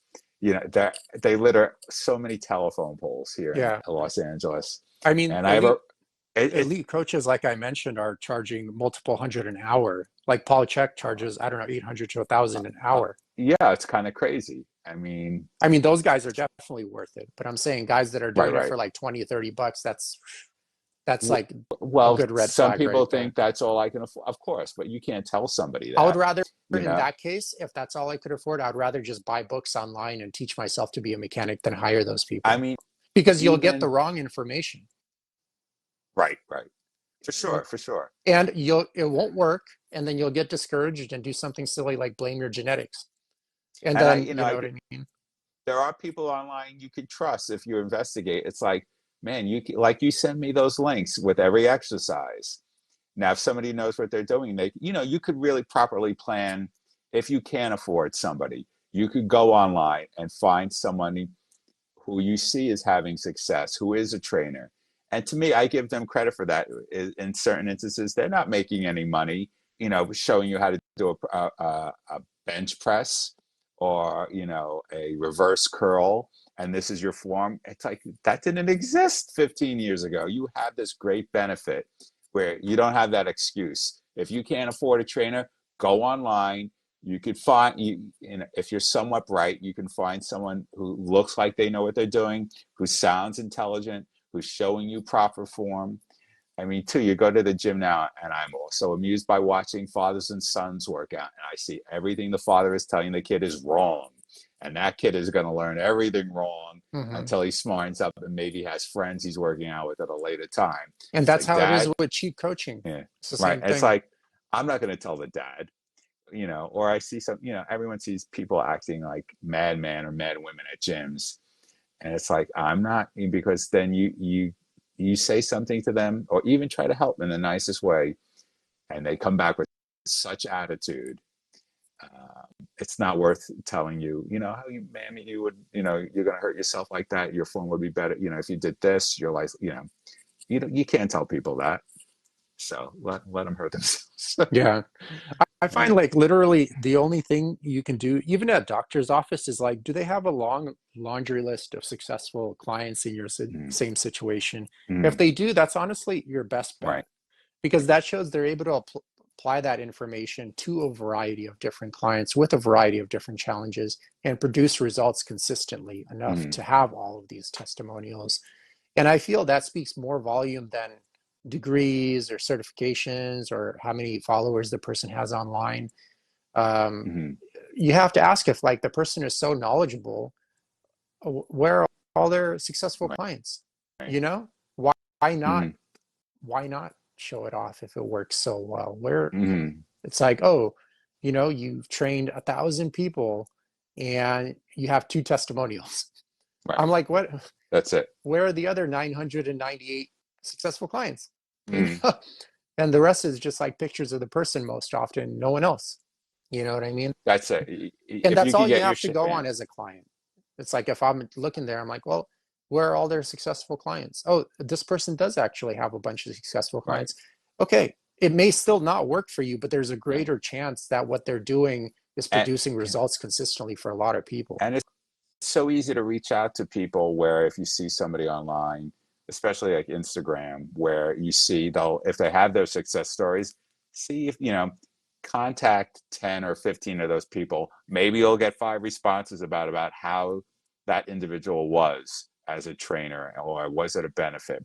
You can do that now. You couldn't do that before. Hmm.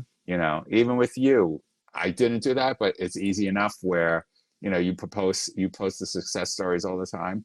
I could go around you and say, hey, can you give me the straight on Eugene? It's easy enough to do it with very little effort from your desktop. Just, hey, I'd appreciate it. I'm thinking of signing up with Eugene. How do you feel about him? You know, it's Yeah, easy enough to do. that's why I even include the person's name Right, in the right, post, so right. people could do that. There's a lot of transparency. Mm-hmm. Um, so they could reach out and see if the program's right for them. But I mean, they're that's basically all you have going for you. It's like, oh, does the person have a bunch of testimonials, Right. whether it's a doctor or nutritionist or dietitian or whatever? And if they do, then it may work for you. It Mm-hmm. may not be the right approach for you, but there's a greater chance that that person knows not only the information but how to get people to apply that information Mm-hmm. in a society that doesn't once again value mental or physical health. That's Mm-hmm. huge. That's a Mm-hmm. big part right there. Behavior change is the most important because even if you know the right answers but you're not able to get the person to change their behaviors, well, it's as good as not knowing anything then at Right. that point, right? Mm-hmm. So um well, that's kind of what I wanted to cover with you, Tej. Are there any other I'm things you spent. yeah, this is kind of maybe my longest podcast ever. Are I'm do you sorry. I apologize. No problem. Do you have any other input for people that are kind of like hesitating to go on an honest journey of health and wellness? There really is no excuse. As I said, I had reached one of several lows, and it's like I couldn't believe I had gained the weight back. I had watched several of your videos. I've been following you for over a year, and there really is no excuse. I mean, if it's financial, then you talk to Eugene, you see how it works out that way. That's none of my business. That's between you and Eugene. If you're not serious about it, then don't waste Eugene's time. You do put in 4 or 5 hours, we'll say 4 hours without being, paid anything before you start the program. Don't waste Eugene's time. Don't waste your time. You'll get to that point and, maybe you won't, but if you're 350 pounds, 310 pounds, it's like you've got to do something. And obviously, what you're doing on your own isn't working. Again, I tried every imaginable diet. Oh, I'm the history of diets in America since 1977. I can tell you what works, what doesn't work. Um, Trainers that work and don't work. Gyms. I mean, you've got to want to do it. You want to have to do it. The visual aside, you just feel so much better. You know, don't worry about what you look like. You just feel so much better. Doesn't mean I won't have a heart attack tomorrow, but at least I'll feel better up until that point. And if you've got to, maybe you can't lose all the negative elements of your life. Not even negative. If you have a family that likes to eat, friends that like to eat, it comes down to you. Don't let them manipulate you, or don't manipulate yourself into, oh, I'm going to a certain restaurant. And any restaurant you can eat properly. You know, Stay away from the bread that they put down at the beginning of the meal. Order water. You can order, every restaurant, just about, you could go into and order healthy. You could still be part of social activities, you know, or if you feel you're going to eat a little more that day at that particular meal, then watch what you're eating the rest of the day. Don't say, oh, I'm not going to eat. I'm not going to watch what I eat all day because I know I'm having dinner with a group tonight. But what it comes down to is you have to reach that point in your own life where it's, I've got to do this, or I'm going to have a heart attack by the time I'm 60 years old or 50 years old. And you hear just so many people have heart attacks in their 30s just because of their size. It's like you could have 100% have prevented that. And I understand it. And again, I could pull out that card where if somebody says something to me about my attitude, the way I was like, hey, I'll send you that picture I have where I'm 350 pounds. Don't tell me I don't know what I'm talking about, because I've been there and worse. I know both sides. Don't, it's time for you to take, it's your decision, and don't blame anybody else. There's absolutely no one else's decision in the process, or you can't blame anybody else. You got to move on. That's all I have to say. I'm spent. Yeah. Well, and I'm surprised I haven't had to pee. I've actually had to pee the last 20 minutes, but You I've should been have kind of said holding it a little bit. something It's else. okay. Look at you. It's not that bad. Right. But yeah, but honestly, Charlie, it's great to chat with you. Thank you for making it down for the live, and obviously No. thanks for reaching out as well. I really Yeah. appreciate it. Best decision I made. And thank you. And have a good weekend, everyone. Great. Wish everyone the best. Okay. Take care, guys. Bye. Take care. Thanks for tuning into the podcast. If you've ever had trouble losing weight, or you've lost weight, but still didn't have the ideal body or health you're aiming for, please feel free to reach out anytime and book an assessment. Eugene will work with you to cover your goals in detail, see what's holding you back, and go from there.